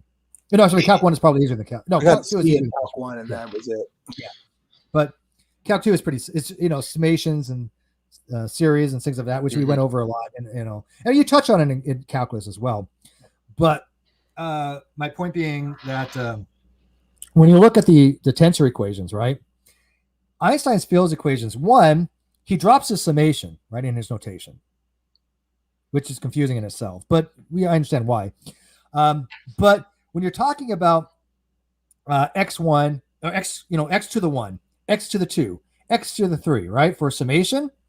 Normally in a summation, when you start with an index, n equals 1 to whatever the top summation is, or the top number, you say n equals 1 to, let's say, summation, and above that you have, we'll say 3, right? And then you have summation x1, x to the first, x to the 2, x to the 3, where n represents some kind of natural number for the exponents, right, Leo? Mm-hmm. And you can make it a very short notation. You can just say like, f of x or something equals C1 times, which are constant, times the summation of x to the n, where n equals 1 to 3. Okay, no big deal. But if you bring out that summation, you get x to the n, or x to the first, x to the second, x to the third, which is an index notation, right? Mm-hmm. But also, those notations can be x to the first power, x to the second power, x to the third power, right? That's how we normally go, right? When you see x raised to the second, when you have that second, that 2 above it, that generally means x squared, correct? Yep. That's not what it means in his field equations. No, it refers to the index of matrices. because which- you're dealing with, I think it's third rank tensors generally. So there's going to be 4 components, I believe. It's a second rank tensor. You're right. Second rank tensor. Second rank tensor. Matrix would be a second rank tensor because you only need the row and the column to find it. But what does it actually represent is X, Y, and Z axis. Yeah. It's space time, right? So your X1 would represent X, X2 would represent Y, and X3 would represent Z. That's confusing as shit to me. But that's how it is. So that it gets even worse. I mean, you get X11, X12, X13, X21, X22, X23. When you're dealing with X, Y, and Z, you have 9 things in your matrices, right? So you have 3 rows, 3 columns, because you're dealing with a rank, what's called a rank 2 tensor. Then you have a rank 1 tensor, which would be a vector, and then a rank 0 tensor, which is anybody? Don't say it, Leo. Come on. Wait. What? A scalar? Oh, I said don't say it. Oh, I thought you said say. I'm sorry.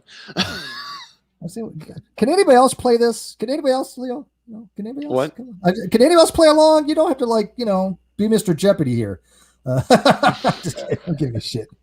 But yeah, so a rank 0 tensor would be a scalar, rank 1 would be a vector, and a rank 2 would be a matrix that has X, Y, and Z. So you're dealing with tensor equations. You're dealing with building up the dimensions, essentially, right? You're saying right, because you have your shear factor and then you have your spatial components. So when we're talking about a tensor, we're saying, okay, what is the stresses at this particular location with these degrees of freedom?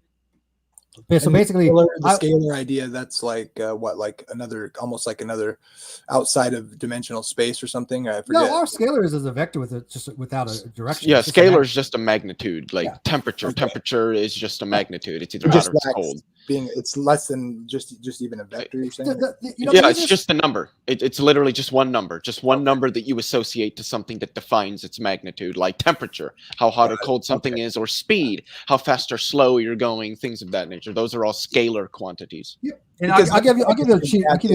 Sorry. No, I was going to say real quick. I'll give you a cheat of how to kind of determine what rank it is that I picked up along the way.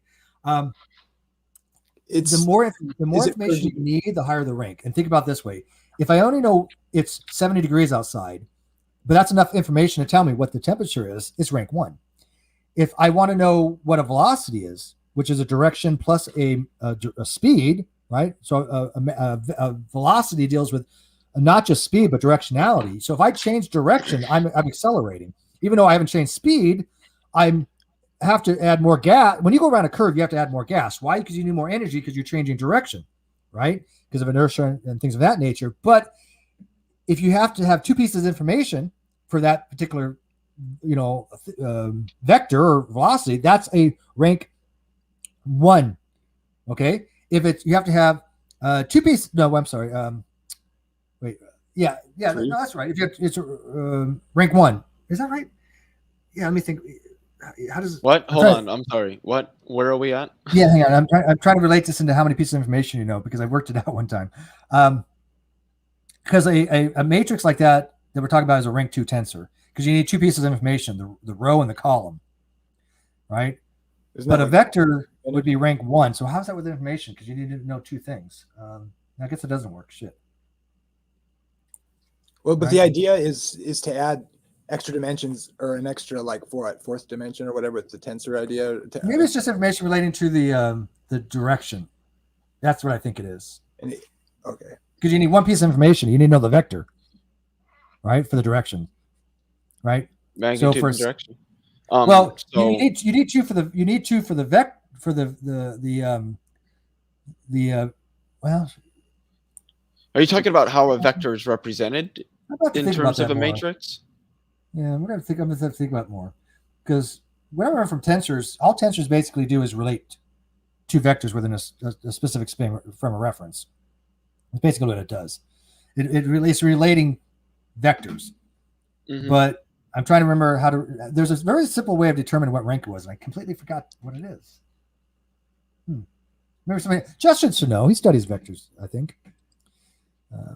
He says now go from tensors and spinors to extra degree of freedom. Yeah, no, I stick with very simple degrees of freedom. 3 degrees of freedom is my limit. Is that spinners are interesting? That's like what I've heard. Roger Penrose is into that whole thing. Is that what I'm thinking of? Twisters or whatever? That's twister theory. Is that dealing with special attractors and all that chaos theory? I actually don't know. All I know is it's called twister theory. I don't really know much about it. Yeah, no idea. It's not something I can say I've looked into. That guy is seems pretty smart. I'm not Googling anything right now, so I'm just too busy. Somebody Google how to. I like remember- Roger. I like Roger Penrose. I just don't like how hard he pushes his conformal cyclic cosmology. Really? Because I kind of you know, it's funny. I got so mocked for this way back when, but it's kind of coming around again, and people are taking notice of it. I got mocked for going, "Hey, I don't find much of an issue with orchestrated reduction, OR." Yeah, that doesn't vibe with me personally. Really? What's that?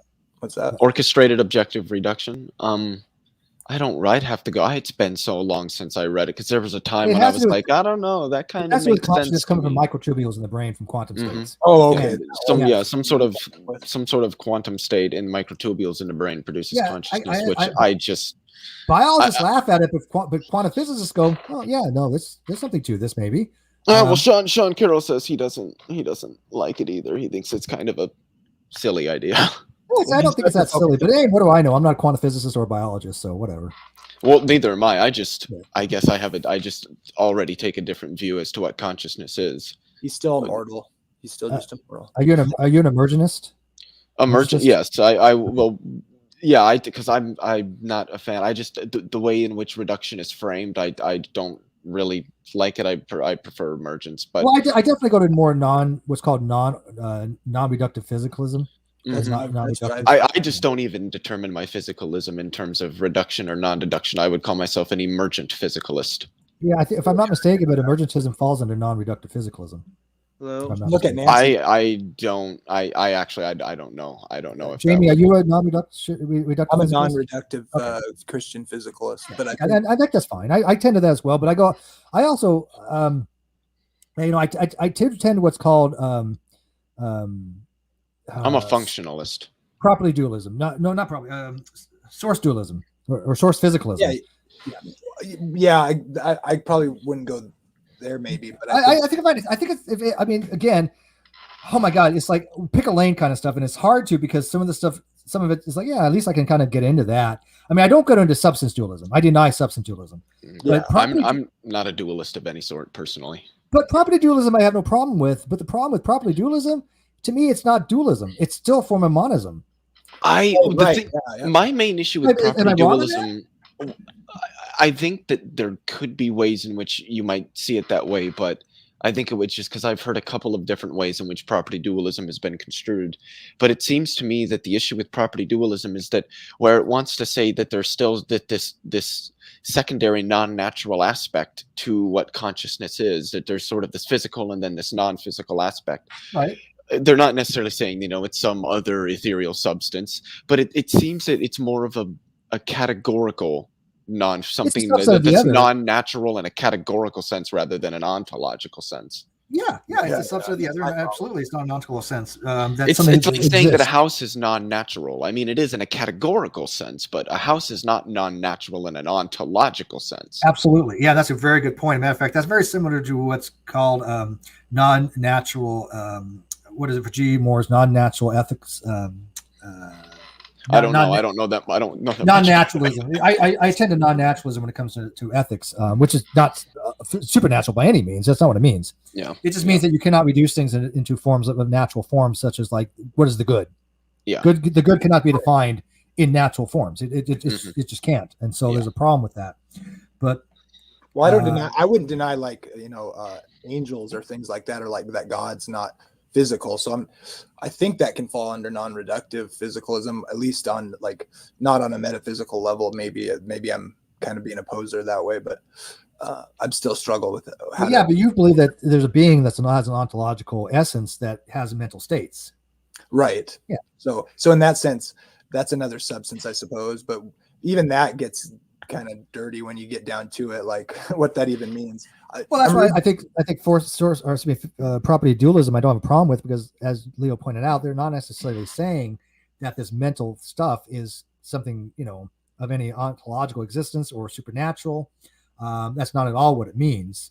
So I don't have a problem with property dualism, but the problem is that it to me is just, hey, look, all that exists is physical, but because of the physical, there are mental states that are from that, you know. Yeah, and you can't describe those in terms of the natural states, would but you? that doesn't mean that they are themselves Right. a non-ontologically non-natural thing. Oh yeah, I get that.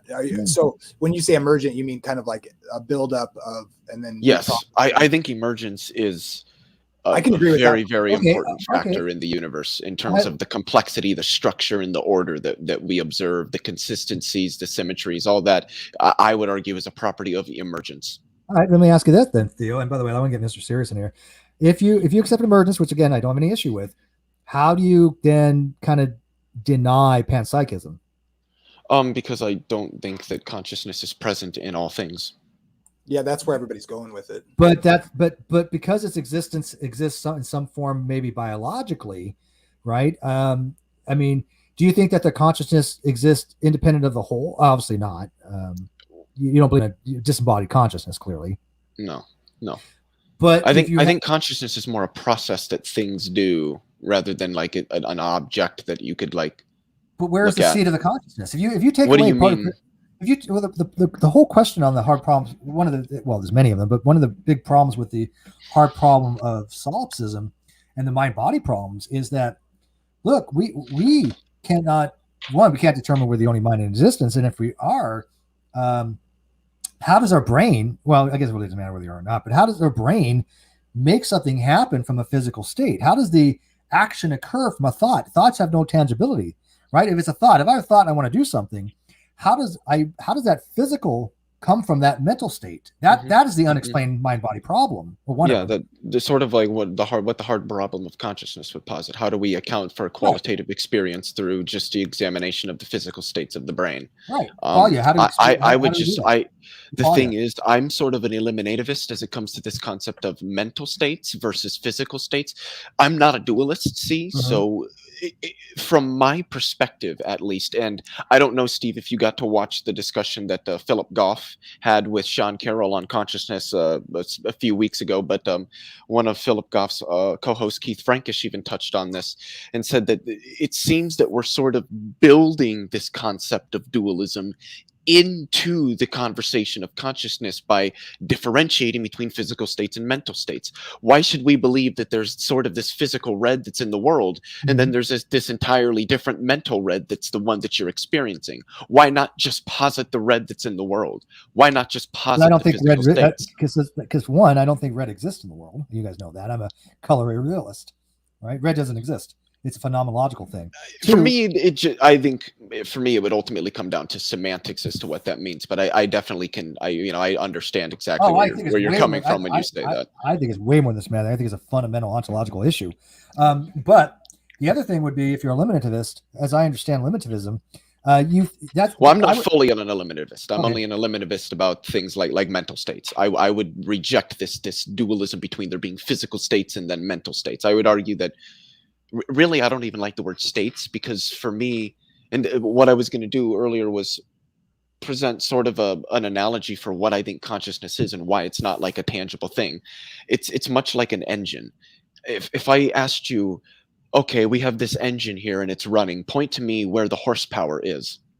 You're not going to be able to do it. You're not going to be able to say, oh, it's that one piston that's where the horsepower is coming from, or it's that one valve that's where the horsepower is coming from, or that one injector that's where the horsepower is coming from. Because that's just not how it works. Horsepower is sort of the large scale, the macro scale result of the continually sustained functions and processes that an engine does. You shut the engine off, it stops producing horsepower. If the engine is on and it is at least largely running properly, it will produce horsepower. It's the same thing with the brain and consciousness. Consciousness is just a process that the brain continually sustains. If you shut the brain off, then you shut consciousness off. So you're never going to be able to say where consciousness is in the brain, for much the same reason that you could never say where horsepower is in an engine. Okay, so there's a couple of things, but one, okay, so as I was going to say, like the eliminativist, to me, it kind of reminds me of Mackey's error theory. Eliminativist basically says everything we understand about this stuff is just wrong. There is no separate thing for mental states. We were just the whole concepts are flawed to begin with. So it's kind of like a form of, I guess, error theory in that. Well, the best way I can describe it is that the error theorist, says that, hey, look, we have some issues when it comes to these propositions, and then so they're all false because there's some instantiation problems. But the eliminativist says, hey, look, we're looking at this all wrong. There are no separate things from mental states, like you said. What's where's the horsepower? It's a non-tangible thing that happens to come from the fact that you're having work done, right? Mm-hmm.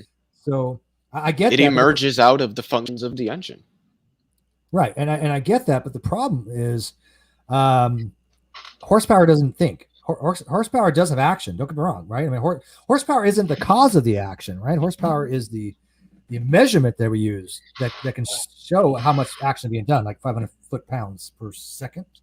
You guys check out this. Well, foot-pounds would be torque. Foot-pounds can be torque, but it necessarily has to be.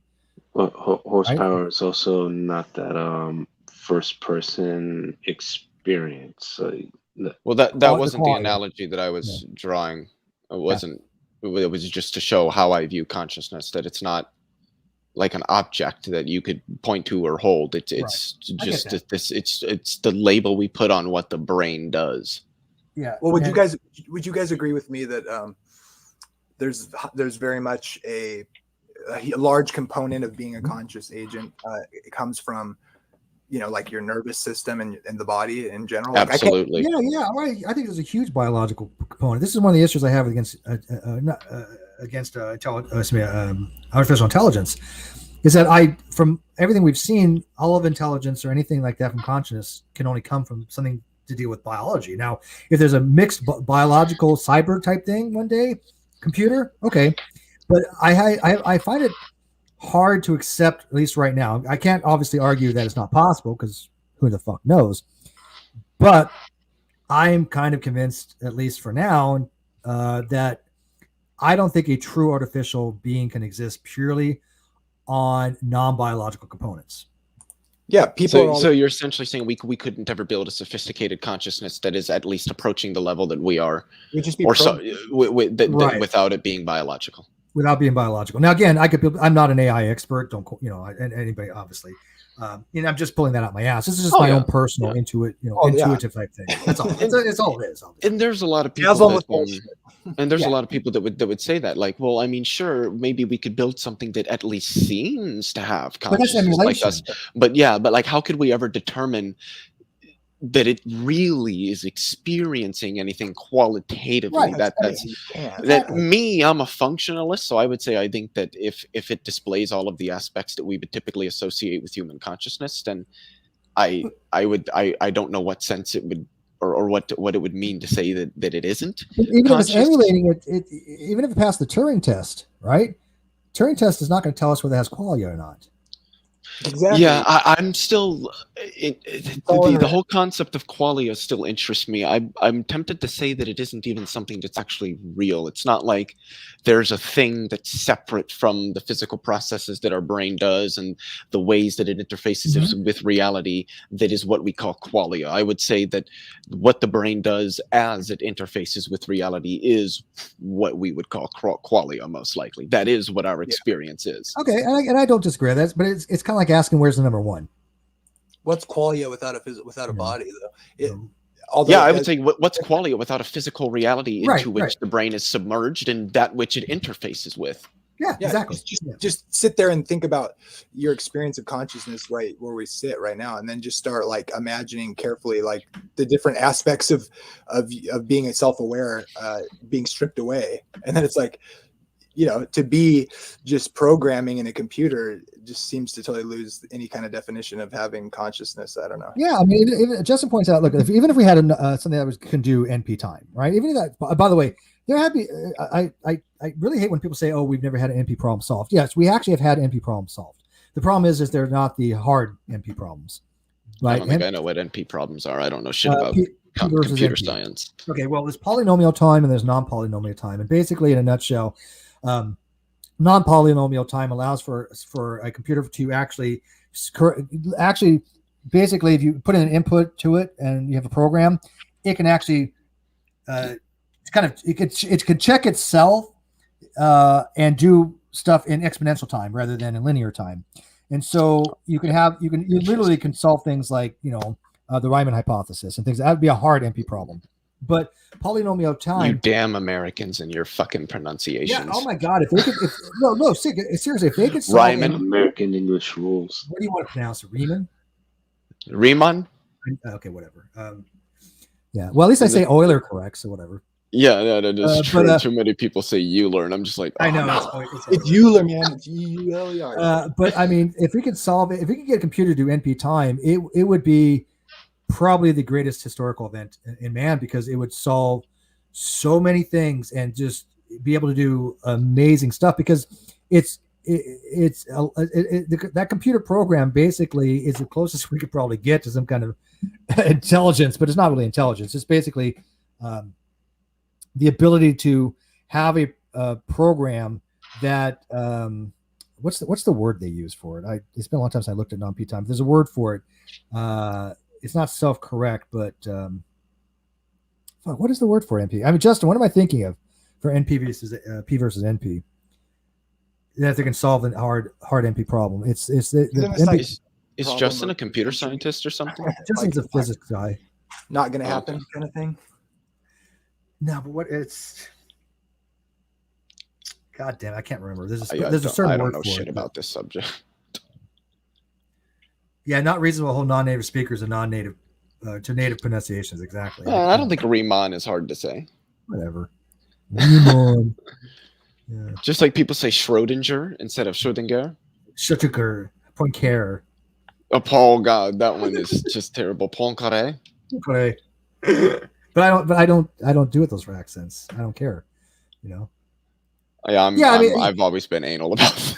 Yeah, I mean, literally, a computer that can do NP time can program itself. It could write its own programs and determine whether it's going to halt itself. If I'm not mistaken. I mean, if you guys remember the halting problem, this kind of sounds like something that we probably wouldn't want to. Because it becomes Skynet, right? Well, the halting problem for Alan Turing was by far the greatest computer scientist of all time. I mean, Alan Turing is the godfather of computers. And he had what's called the halting problem, which was basically if you just have this infinitely long tape of zeros and ones and it goes through a machine and you put an input to it, can you determine whether that program is going to loop forever or halt? It's a very simple concept. Does it halt or does it loop forever? And a program that can actually determine whether that program itself is going to halt or not is pretty impressive, because you need non-linear time to do that. You would need NP time to determine whether that computer program is going to halt or not halt. But it's indeterminable, right? You use it to prove anything. You could use it to prove it. I mean, so much if you had that ability. So, yeah, that's where like his computer he invented would either stop because it was infinite, kind of like primes going forever or whatever, or like how many times. That's kind of the question they're asking about how if the what do they call it? The prime numbers that are close together. If they're called dual primes. Dual primes, yeah. And so this is where Landon would be like, oh my God, for this discussion. So there's something called Mersenne primes, which is basically a prime number raised to the x n to the n minus one. That'd be a Mersenne prime, if I'm not mistaken. But a dual prime is basically two primes that are next to each other. 45 and 47, I think, are two as, if I remember. But they're separated by one number, obviously. But you have two numbers that are both primes separated by one number, and they appear all the time. If you look at the prime numbers, they appear quite frequently. Yeah, Justin's got to write the twin prime conjecture. Twin prime conjecture, right? And so intuitively, it seems the conjecture is correct. Mm-hmm. But nobody's ever, I think, formally proven it. But here's where this is really interesting, and hopefully Justin can kind of shed light on this. And by God, people, I haven't fucking looked at this shit in ages, and yet here we are in a live stream, pulled out our ass. Whatever the hell you're talking about, and we're just pulling it out. We're just, oh yeah, do you remember the twin prime conjecture? But of course. Yeah, of course. But here's an interesting part, and I'm going to fuck this up on purpose just for Leo. Gödel's, Gödel, incompleteness theorem is a perfect example of why the twin prime conjecture may never be able to be proven. One of Google's how does that spoken now? Gödel? Gödel, yeah. Gödel. But It's 45 or prime. I guess not. What is it? Give me an example of a twin prime. I thought it was 40 and 47, but maybe I'm off. Is that right? 9 times 5 is 45. So it got to be prime. 41 maybe. 43 and 41. Maybe that's what I'm thinking. I just pick two prime. Just pick a prime number and then whatever. But two prime numbers that are close. Those are I think those are primes. I think. But Gödel said that in any complete Turing complete is called any complete Turing system, there will be proofs that will be unable. 3 and 5. Thank you. 3 and 5 are a perfect example. Mm-hmm. There will be 17 and 19. There will be proofs that will be unable to be proved within that system. And the problem is we don't know which proofs those are. That's one part of Gödel's incompleteness theorem, is that any consistent Turing complete logical system, which the reals would be, and things that deal with mathematics, that we have proofs that could not exist. There are things out there that just cannot be proved within that system itself. And the problem is we don't know which those are. The twin prime conjecture, it sounds reasonable. The Riemann hypothesis, everyone pronounced it, is certainly something that we think is probably true, but we don't even know if we can prove it or not. We don't know if it's possible. It may not be possible to prove because of Gödel's incompleteness. Yeah, well, it is what it is. That just means that we're working with a consistent system. It's fine. Look, I mean, there are but this is any consistent system, right? In any consistent system, there's going to be things that you can't prove. Yep, exactly. That's how we know our system is consistent. Yeah. So, So I mean, maybe one day Landon will, be able to prove these things. But it just seems like there are an infinite number of prime two prime numbers next to each other. There seems to be an infinite number of dual primes, but how the hell do we prove it? Yeah. How do you go about it? I don't know. I wouldn't. I'm pretty sure that can go on forever. That should be good enough. Call that. But mathematicians want proofs for this stuff. You can't just throw it out there. This is why they call conjectures, right? Obviously, things that seems intuitive. But how do you prove it is the case? Intuitively, there's probably an infinite number of dual prime numbers, but proving that. I mean, look at the. Do you guys remember the Poincare conjecture, Leo? Mm-hmm. I've heard of it. I don't really know what it is. The Poincare conjecture had to do with dealing with Gaussian flow from a field radiating from a sphere. I don't remember the specifics of it, but I remember that the Israeli guy that proved that had to create his own math to do it, basically. I mean, I'm gonna look it up because I got a question for you guys. If the Earth was hollow and only in the very, very exact center, and you were inside of it, say it was 10 by 10, what would it act like? You would be crushed. Presuming you didn't crush you and it was an open space perfectly in the center with all the gravity everything else being the same, other than that you could not be crushed. And you would be standing in the center of a massive and hot glowing ball of right. The point is, how would the gravity react with you? You would probably be feeling a variety of different forces as a result of the dynamic effects of Earth's core. I mean, would you be floating though, or would you moving around like this? It'd be hard to say. There would probably be I don't know the forces on you. It's an exercise of like how gravity affects, because it's kind of like a weird question if you think about it. Go ahead. Oh, I'm just, and maybe I'm retarded, and that's likely, but it seems like you could think, well, what would the gravity act like? And I think there's someone has like a proof of how this would actually be, but when you consider like being on the surface and how gravity acts, and then you consider that having equal mass around you from the outside, and you're how does that even work? Like as far as the direction of how, like, would you be floating in there? Would you? I thought you'd be weightless, but again, who knows? Real quick, so I looked this up because I did want to remember the exact things. The Poincare conjecture is a theory of a characterization of a three-dimensional sphere, which is the hypersphere that bounds a unit ball in four-dimensional space. The conjecture states every simply connected closed three manifold is homeomorphic to the three-dimensional sphere. There you go. I don't know enough about abstract. But I remember relating it to Gauss, because if you remember anything about Gaussian stuff, how electric field from a surface charge is radiating out at a vector orthogonal to the boundary conditions. And you have remember if you have your E and your B, if you remember Maxwell's equations, Leo? Mhm. Yeah. So I mean, Maxwell's equations and the pointing vector. If I remember correctly, pointing vector is S equals 1 over the permittivity or permissivity. I always get them confused. Permittivity, I think, times E times B, where E is electric field and B is the electric field. And Is that that actually Maxwell, the Christian young Earth creationist, that guy? Jamie? sorry. Yeah, he's been on the show before as that. But I remember the pointing vector not too long ago. There was a video I watched dealing with that. A matter of fact, from Veritasium. Yeah, I have to be honest. I actually don't really watch Veritasium videos.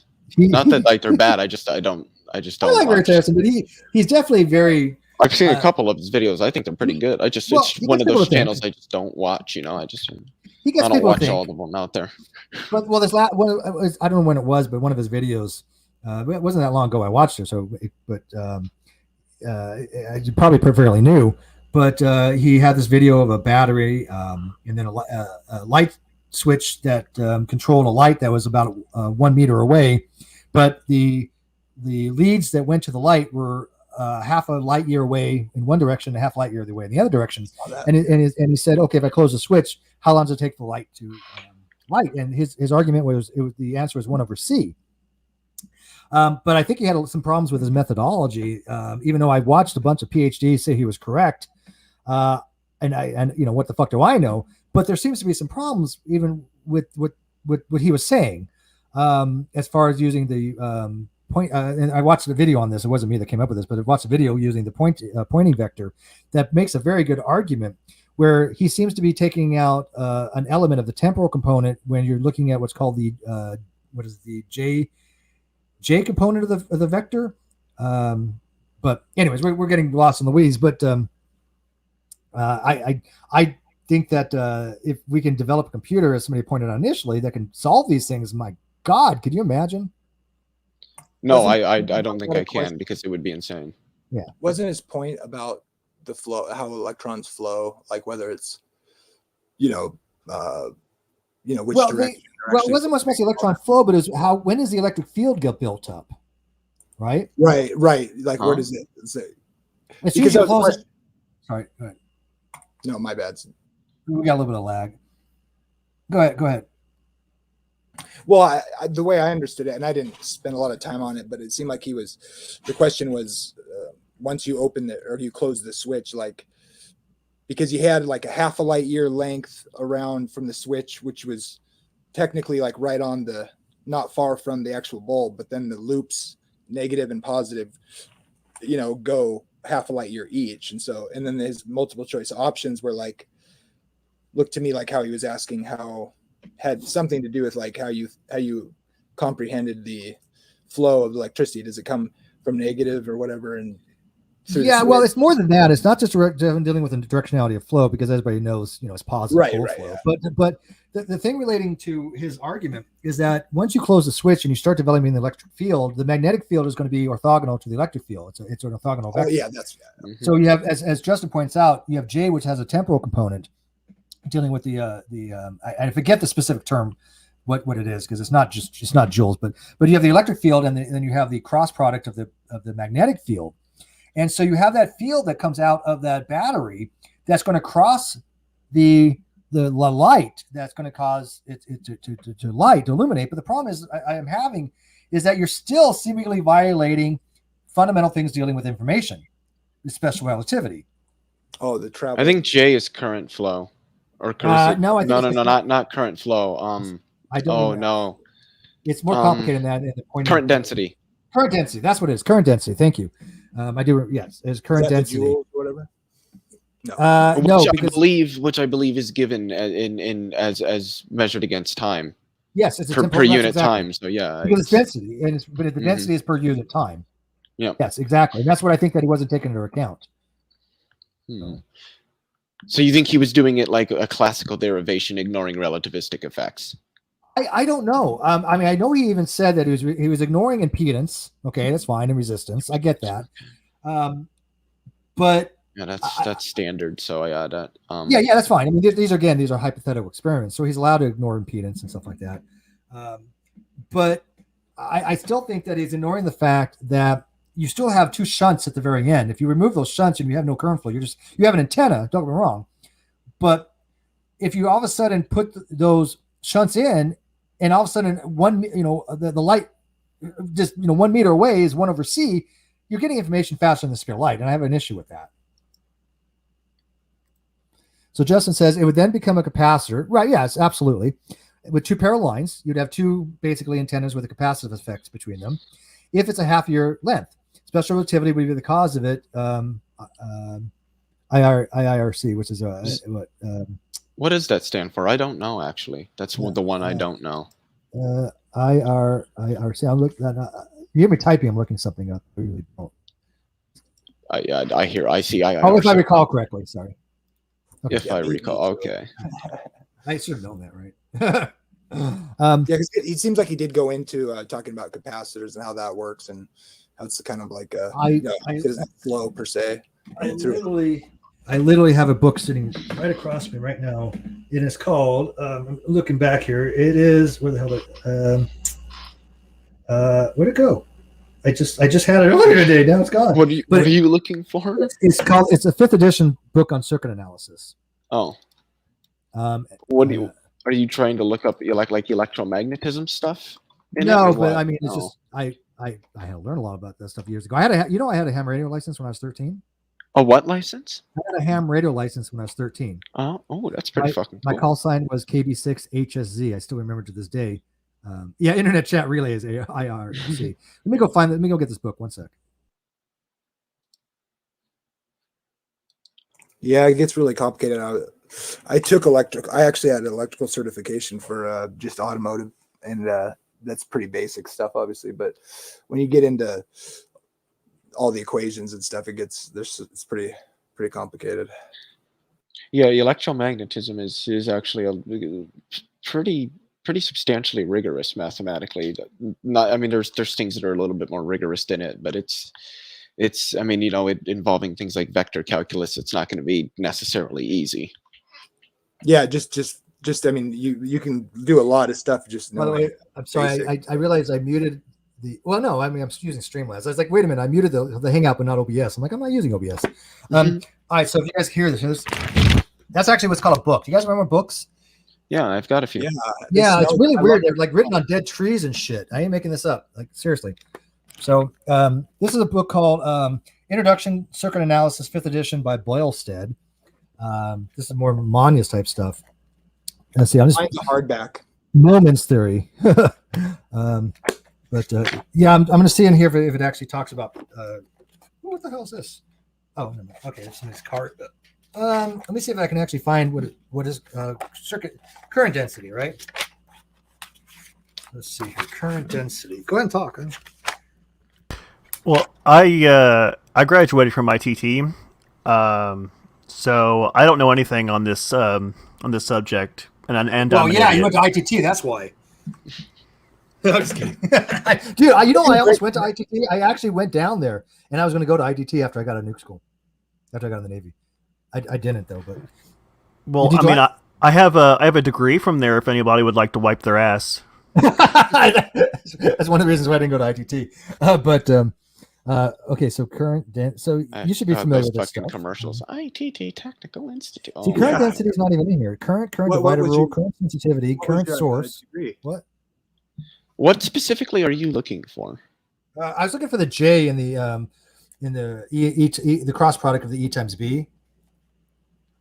I was looking for what the J actually represents. I know current density, but what's that?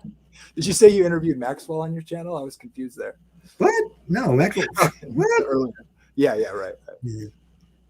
Okay, it doesn't even have Maxwell's equations, page 5 and 6. That's at the very beginning. Oh my God. It's like, hey, you better understand Maxwell's equations before you even go further into this book here, right?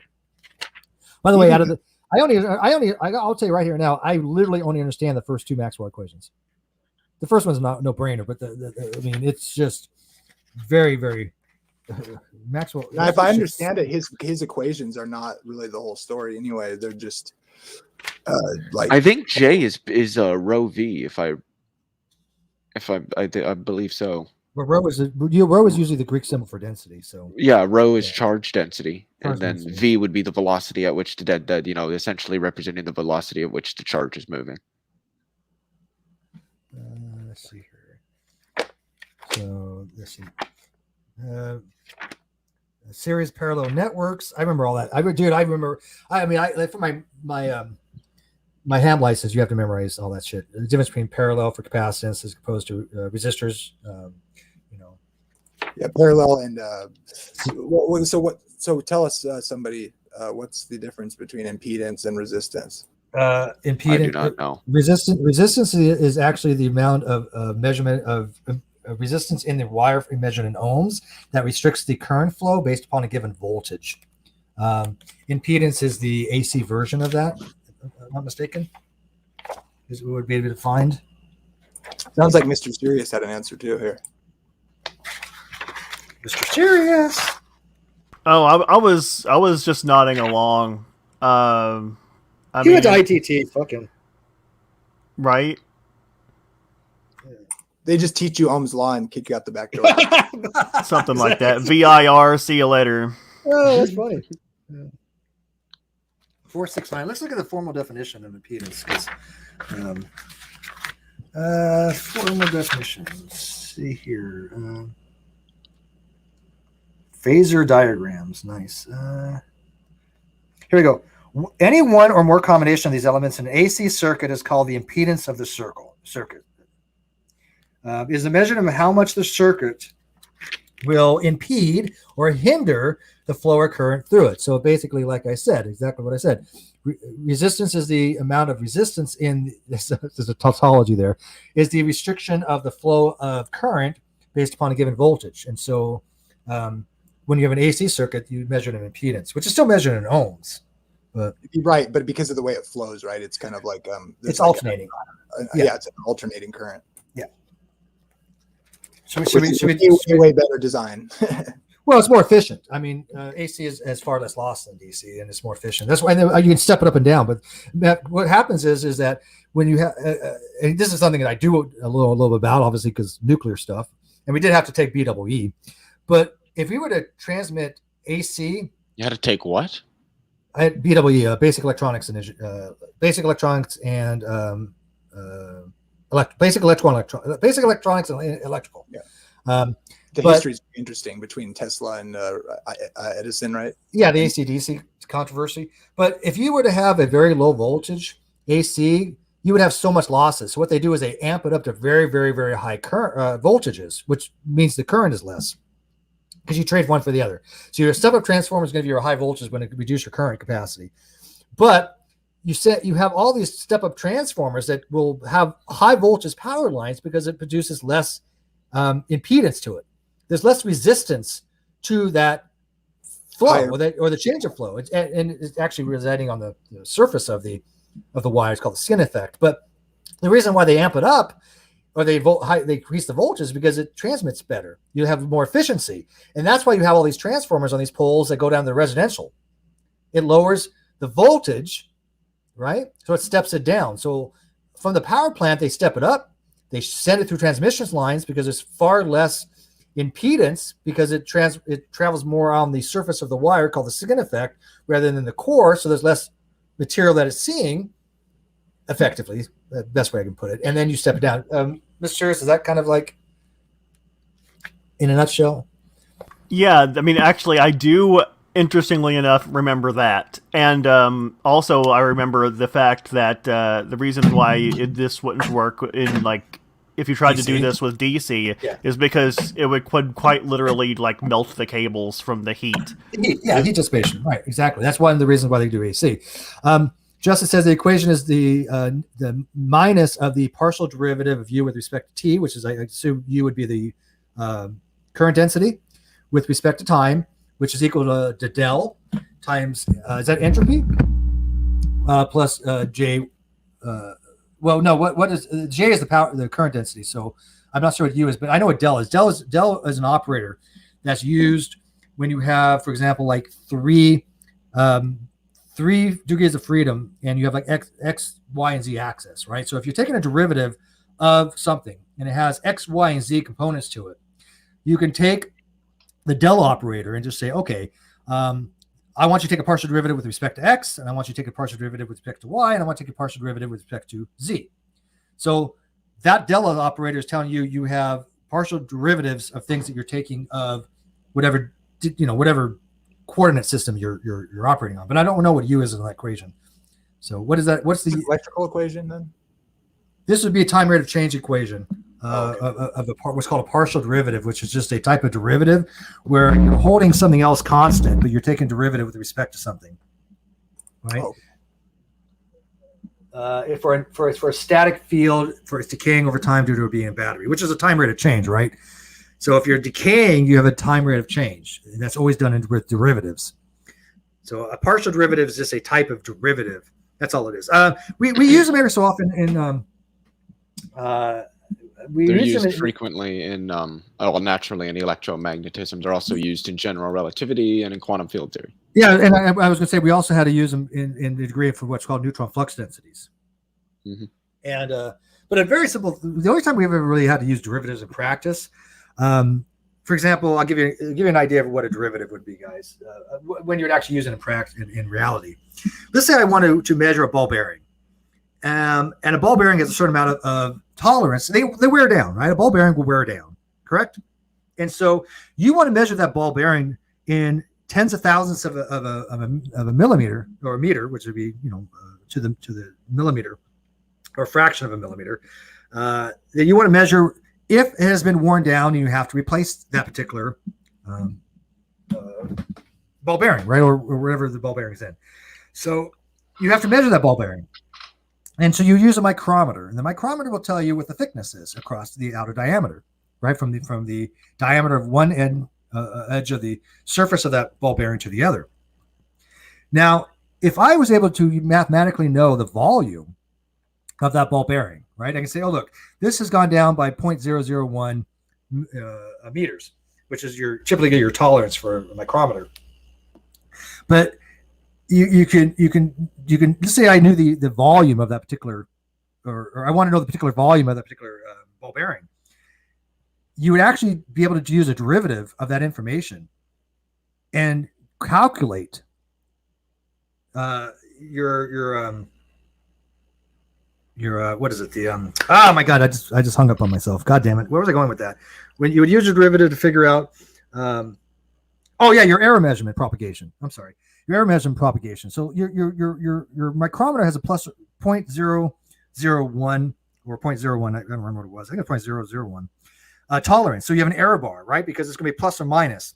So you can say, okay, by using that error bar, that plus and minus range, you have to use a derivative to determine what your volume is going to be, plus or minus. Does that make sense? So if I measure my thing to be like, let's say 5 millimeters across, right? And we're not talking about the inner diameter because there's no inner diameter to be had with the ball bearing.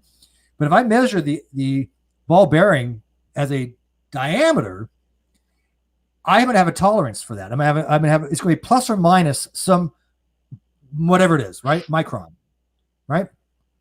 So let's say it's a plus or minus, however many micron it is. It's got to be less than probably 10 micron because that's pretty big.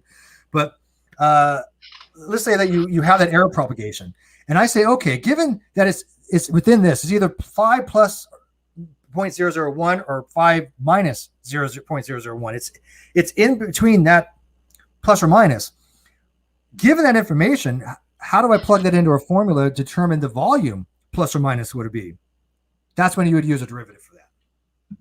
It's one of the most useful ways of using a derivative.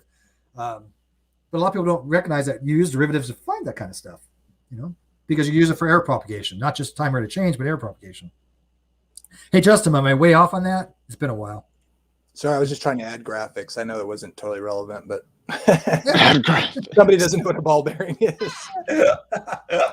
Keeps it interesting. Yeah, there you go. No, that's fine. By the way, these hangouts, now I can see why not many people watch this stuff. Man, we go on a lot of tangents, but that's what these things were for. They were just that's literally what they're for. They're talk about all kinds of shit. People go on tangents. But of course, what do we know, right? Yeah. Can I bring this back around to the brain conversation? Sure. Because this kind of see, I don't know where I stand when it comes to where I feel on the whole like consciousness, whatever. But if brains could be studied like at this kind of micron level with people who are actually like alive, healthy, and conscious, and walking around freely, I think that we wouldn't even have to worry about having conversations like this. But I think we would have all of our answers like right in front of us, and we wouldn't have to worry about it. I mean, I don't think it was going to resolve much, but the problem obviously is that there's obviously the ethical issues, right? In fact, that's the same problem they have with the pancreas. That there's a lot of things we don't understand with the pancreas because the pancreas is so deep inside the body and it's such an important organ that we cannot in real time do certain things with the pancreas because it would be unethical to do so. I watched watching a video from what's his name, Chen Imo. What's that guy where he tells stories of these people like YouTuber drinks 12 cans of Rockstar, ends up in hospital. I don't know what. Chen Yubo? Oh, he's got millions of followers. He is a PhD doctor, medical doctor, and he makes these videos that are like, YouTuber drugs. The YouTuber swallows.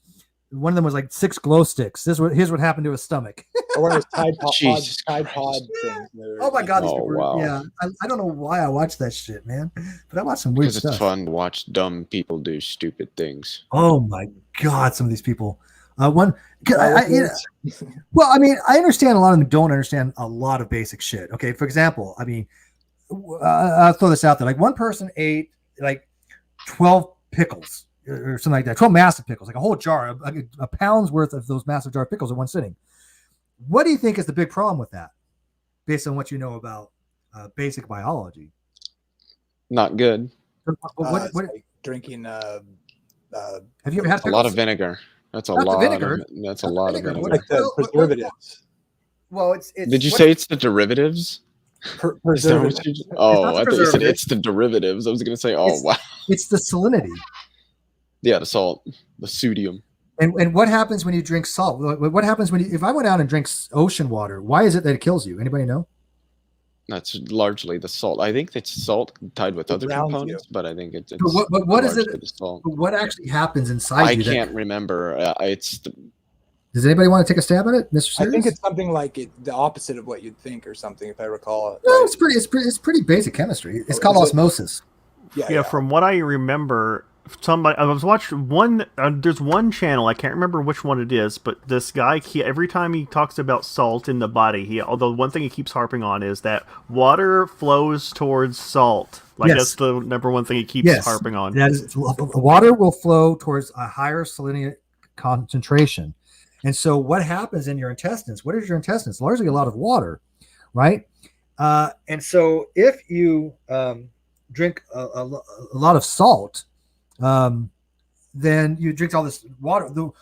Well, actually, it's the opposite. Water flows because your intestines going to dry out. You're going to get dehydrated. No. You're right. It flows with the salt. It has to, because what happens is your intestines have this high salinity content, so it starts absorbing water, right? And when you absorb water, it's got to go somewhere in the form of diarrhea. So your body dehydrates because you have a semi-permeable membrane, which your intestines are acting as because we know water flows to a region of higher concentration for salinic content. That when you drink ocean water, all your bodily fluids that's in there, stuff is going to go into your intestines, and you're going to piss and dehydrate it out. You're going to piss it out, but you're going to dehydrate it out by diarrhea, and you're going to die. So that's why the reaction is drawing the water to your all of it to. It's drawing your body. It's drawing the moisture from your intestinal linings and all that stuff because your intestines are moist. It's drawing that in, and it's causing your intestines to dehydrate and desiccate. Right? I mean, so don't drink. The takeaway is don't drink ocean water. Don't drink any highly salty water. What's that? What's the that organ that saltwater fish have that that serves that function of dealing with the salt content. I forget. I should know this because I do fish. I know they have a special Wait, bladder. You do fish, Steve? Yeah, I'm not very good at it. I mean, I like to fish. I like to fish for trout, brook trout called brookies. I've ocean fished for sea bass. I've ocean fished for a lot of barracuda, but don't eat barracuda. It's shit. I don't think I would eat barracuda. I wouldn't eat It's bear nasty even. fish. Are It's there nasty those? fish. Are there those ancient ones, right? That look like that get huge? Is that right? Barracuda. Well, they get really long. Yeah, they get really long. They get bigger than tuna? I think they do get bigger than tuna. don't Longer they? at least. You guys remember that show with that guy with the short white hair on? I think it was a History Channel, but he would just like go around to the world and fish the biggest fish in different countries. Sounds Yeah. vaguely familiar, but I can't So remember. cool. So cool. Barracuda is full of worms. Yeah, and by the way, I've eaten barracuda and stuff like that, and I wouldn't be surprised if I have parasite. I don't know, but I mean, I like sushi. Doesn't But sound good. yeah, right. I mean, damn it. I mean, we all probably do. I mean, most of our bodies are like 40% of our bodies bacterial crap and parasitics and shit like that. But yeah, I wouldn't recommend it, and it's just bad eats to begin with. But every time I go fishing, I cook the shit out of fish, and it's been a while, but I would cook the fish, overcook fish that you catch naturally. You ate it because you caught it and you got to eat it, right? Well, yeah. I mean, it was more than that. I caught a whole bunch of them, and I was like, fucking, I'll take them all home and try them. And I tried one, and I was like, oh, this is nasty. Tried another, I was like, throw them all away. Yeah, fuck that. Mm-mm. No, I like if I'm gonna eat fish that I catch. You know what the best is? Besides, okay, obviously you have salmon's the best. Then you have brook trout, Salmon is great. and then you have brookies. I do like rainbow trout, but I gotta tell you, it's a small fucking fish. But perch is one of the best fucking whitefish out there. Yellow perches. Yellow. Oh my god, it's so good. That is one of the best fish, dude. That What size are trout's they? good. Wallight's good. Northern pike is good. I was supposed to fish for walleye in Kansas, but they never took me out. My family lives in Kansas, and Crappie's a good one too. crappies are good. A blue crappie. Mm-hmm. Yeah. I do like catfish. Bluegill's pretty good too. Gross. Unclean. I have a Yeah, hell of a I time live in the catching- Midwest though, so I can't catch yeah. catfish, dude. I can't catch catfish. I'm inept at it. I don't know why. I've gone catfish hunting or fishing, but holy shit, I just suck at it.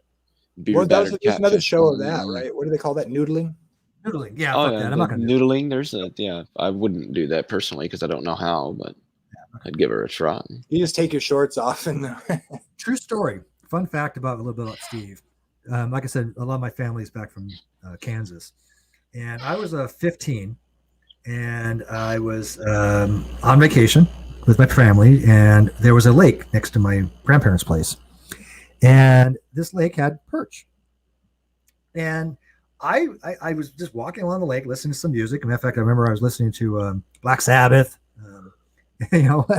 just chilling, listening to Black Sabbath, and there was a fishing line there with a hook attached, still attached to it.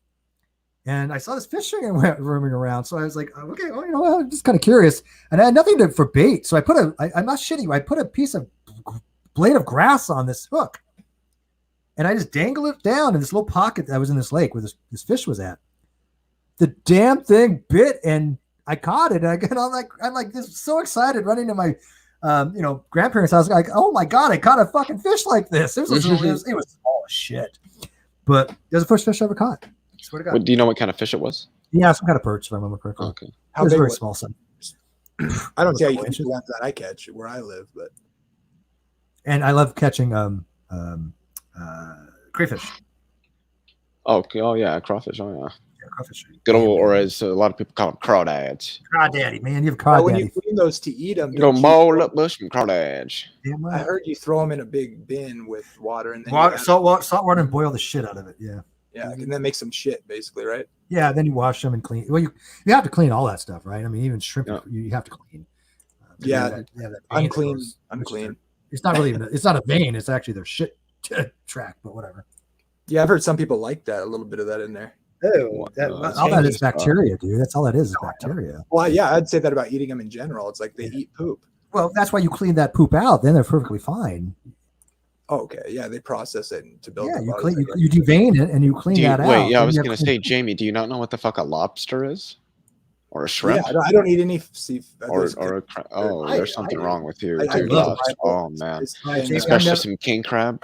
I'm never taking you out on a Done in seafood a date. nice Alfredo dipping sauce. Oh, I'd go with you, man. I have tried it, but it turns me off. But and smoked fishes. Especially if it's like salmon or trout. Ooh, your recommendation, Leo.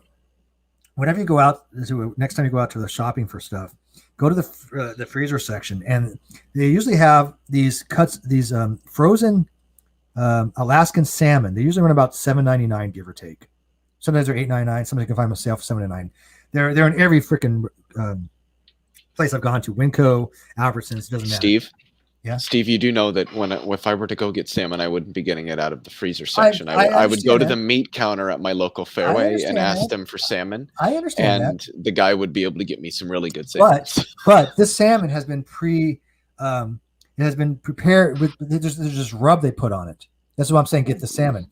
There's this Alaskan salmon that has this magnificent rub on it, and when you bake it, it becomes like manna from heaven. It is one of the best. Is it sweet? It's a little, yeah. I mean, a little bit, but is it like a candied salmon or not? No, it's not candied salmon. No. It just blackens and it just gets this really nice. It's peppercorn. That's what it is. It's peppercorn. So go look in the freezer section for salmon that has this peppercorn rub on it, and it is one of the best fucking things I've ever tried in my life. Have you ever had? You've had candied salmon before, I presume. I have not. Oh, candied. I don't like anything candied. Dude, no. Is that like jerky? No. It's generally salmon. Not always, but a lot of times it'll get smoked, and then you put a little bit of honey and like some brown sugar, and you kind of mix it up. Maybe put some butter in there, and then you kind of glaze the salmon with that, and you slice it into little chunks, and you put toothpicks in them, and I'll tell you what. Oh. I have seen that. I'm telling you what, that is. Oh, you better. Holy. Julie says, "Fun fact: my daughter's currently going to college on bass fishing scholarships." That's awesome. First all-female team in Texas to win state. That's awesome. Fuck yeah, that bass right fishing the is fuck no on. joke. Only in Texas, baby. Oh no, bass fishing is not. Now I like smallmouth bass. Largemouth is a different breed. Obviously, it's a whole different style of fishing, but yes, it is. Yeah, but it's a little more catch and release. But I eat smallmouth bass. I'm like, okay, I ain't gonna release this shit. I'm gonna eat this fucker, man. But I don't know if I've ever had bass. No, I have had bass. I think I have had bass. It's good. It's not my favorite fish, but I mean, if you say, hey, do you want rainbow trout or bass? I'm gonna go fucking bass. And let's sea bass. Chilean sea bass. Oh my god. Oh. If I'm gonna eat bass, it has to be sea bass. I don't know what kind of bass I've eaten, honestly. What, Jamie? I said life finds a way. I think that's what they served in that Jurassic Park scene. Yeah. Where the Chilean sea bass. Yes, it's so burned into my memory. Largemouth bass. Yeah, I mean I've eaten largemouth bass, but it's usually that's more of a sport fish than it is a. Mm-hmm. Around here, it's a lot of You get a good amount of trout, but a lot of walleye, crappie, perch, stuff, bluegill, stuff like that. Walleye, which is all good. Walleye will fucking bite you. Mm-hmm. Well, no, I'm talking for eating, not for fishing. Which a lot of people do fish that stuff around here. Pike, northern pike, which I do like. Yeah. Well, what do you guys make of like? I grew up in on near the Puget Sound, Ballard, where they have a fish. So I lived really close to the ocean, and they had there's a place called the Ballard Fish Locks, and where boats get there are locks for boats or whatever, but they also had a fish ladder built in, and like the school used to take us there, but I lived right next to it, and so the Soho salmon, they would have like ladders for them to get back up the stream or whatever, through the locks or whatever. I remember they put some stuff in for those things. Yeah, it's pretty cool. And so, they have these huge duck things where the fish can actually just kind of go into them and it just gets sucked all the way through or something. It's cool. Well, here there was cool when I was a kid anyway. That they had like little river things that kind of diverted around the locks. And but there was like viewing portals so you could see it when it would happen. And then there was sections where as they rose up, because you could kind of go through the building, right, the cement building, and then there was like big, it was a zoo almost, and you'd see the aquarium kind of thing. And when they would, we go there on field trip when they would be coming back up to go upstream or whatever. It's kind of interesting because they're born in the river, fresh water, and then they go out to the sea. At least some of them, I guess, right? So yeah, exactly. Do you know where Warren and Wheaton Way is? No, I don't. Okay, because I used to live in Puget Sound. I lived in Magnolia on the Ballard Locks. Yeah, near the Army, near Discovery Park, where the. Well, you know what Puget Sound Naval Shipyard is then. I think so. Yeah. I mean, I had my first legal drink when I was 21 at the Denny's there. Denny's. Oh, nice. Oh, wow. Yeah, no joke. Yeah, I moved. Well, out guys, of I'm gonna take off because it's only getting close to 2:00 in the morning, and I want to eat and pass out. You don't get to eat. I gotta wrap this I up. do get to eat. Yeah. Alrighty, I'm out of here, guys. Thank you, Y'all Leo. take All it right, easy. guys. This was fun. I might do this maybe once a week or something. I'm not gonna do it that often, but do you? But go ahead. Sorry, there's a lag, Steve. I know. I apologize. Are you private about where? It seems like you said you don't live in that area anymore, right? Oh no. I live in. This is I live in. I can see LA downtown from where I'm at. Okay, you did live in like Spokane, didn't you? No, I'm thinking of somebody else. Sorry. no, Okay. I never lived in Spokane, Washington. I lived in Bremerton, which is Puget Sound Naval Shipyard. But that was years ago. I moved there from 93. But anyways, guys, like I said, these are just fun little late night hangouts. It's supposed to be very short, but it happens that they get long. Hey, whatever. You had fun, right? Miss Sures, you had fun? I definitely was not I definitely was the least intelligent person in the room, but it was fun to tease everybody about my once for unethical brain testing on people. I'll keep pushing for that. I'll be the first to sign up for it before I die. So maybe I can be the first. I don't know what good it would do, but whatever. But anyways, Jamie, good seeing you again, man. Appreciate you dropping by. Yeah, man, it was my pleasure. Thanks for having me. Awesome. And I'm just going to end this and I'm going to take off because I'm going to actually eat too. I'm hungry. So thank you guys. I appreciate it. And we'll see you later.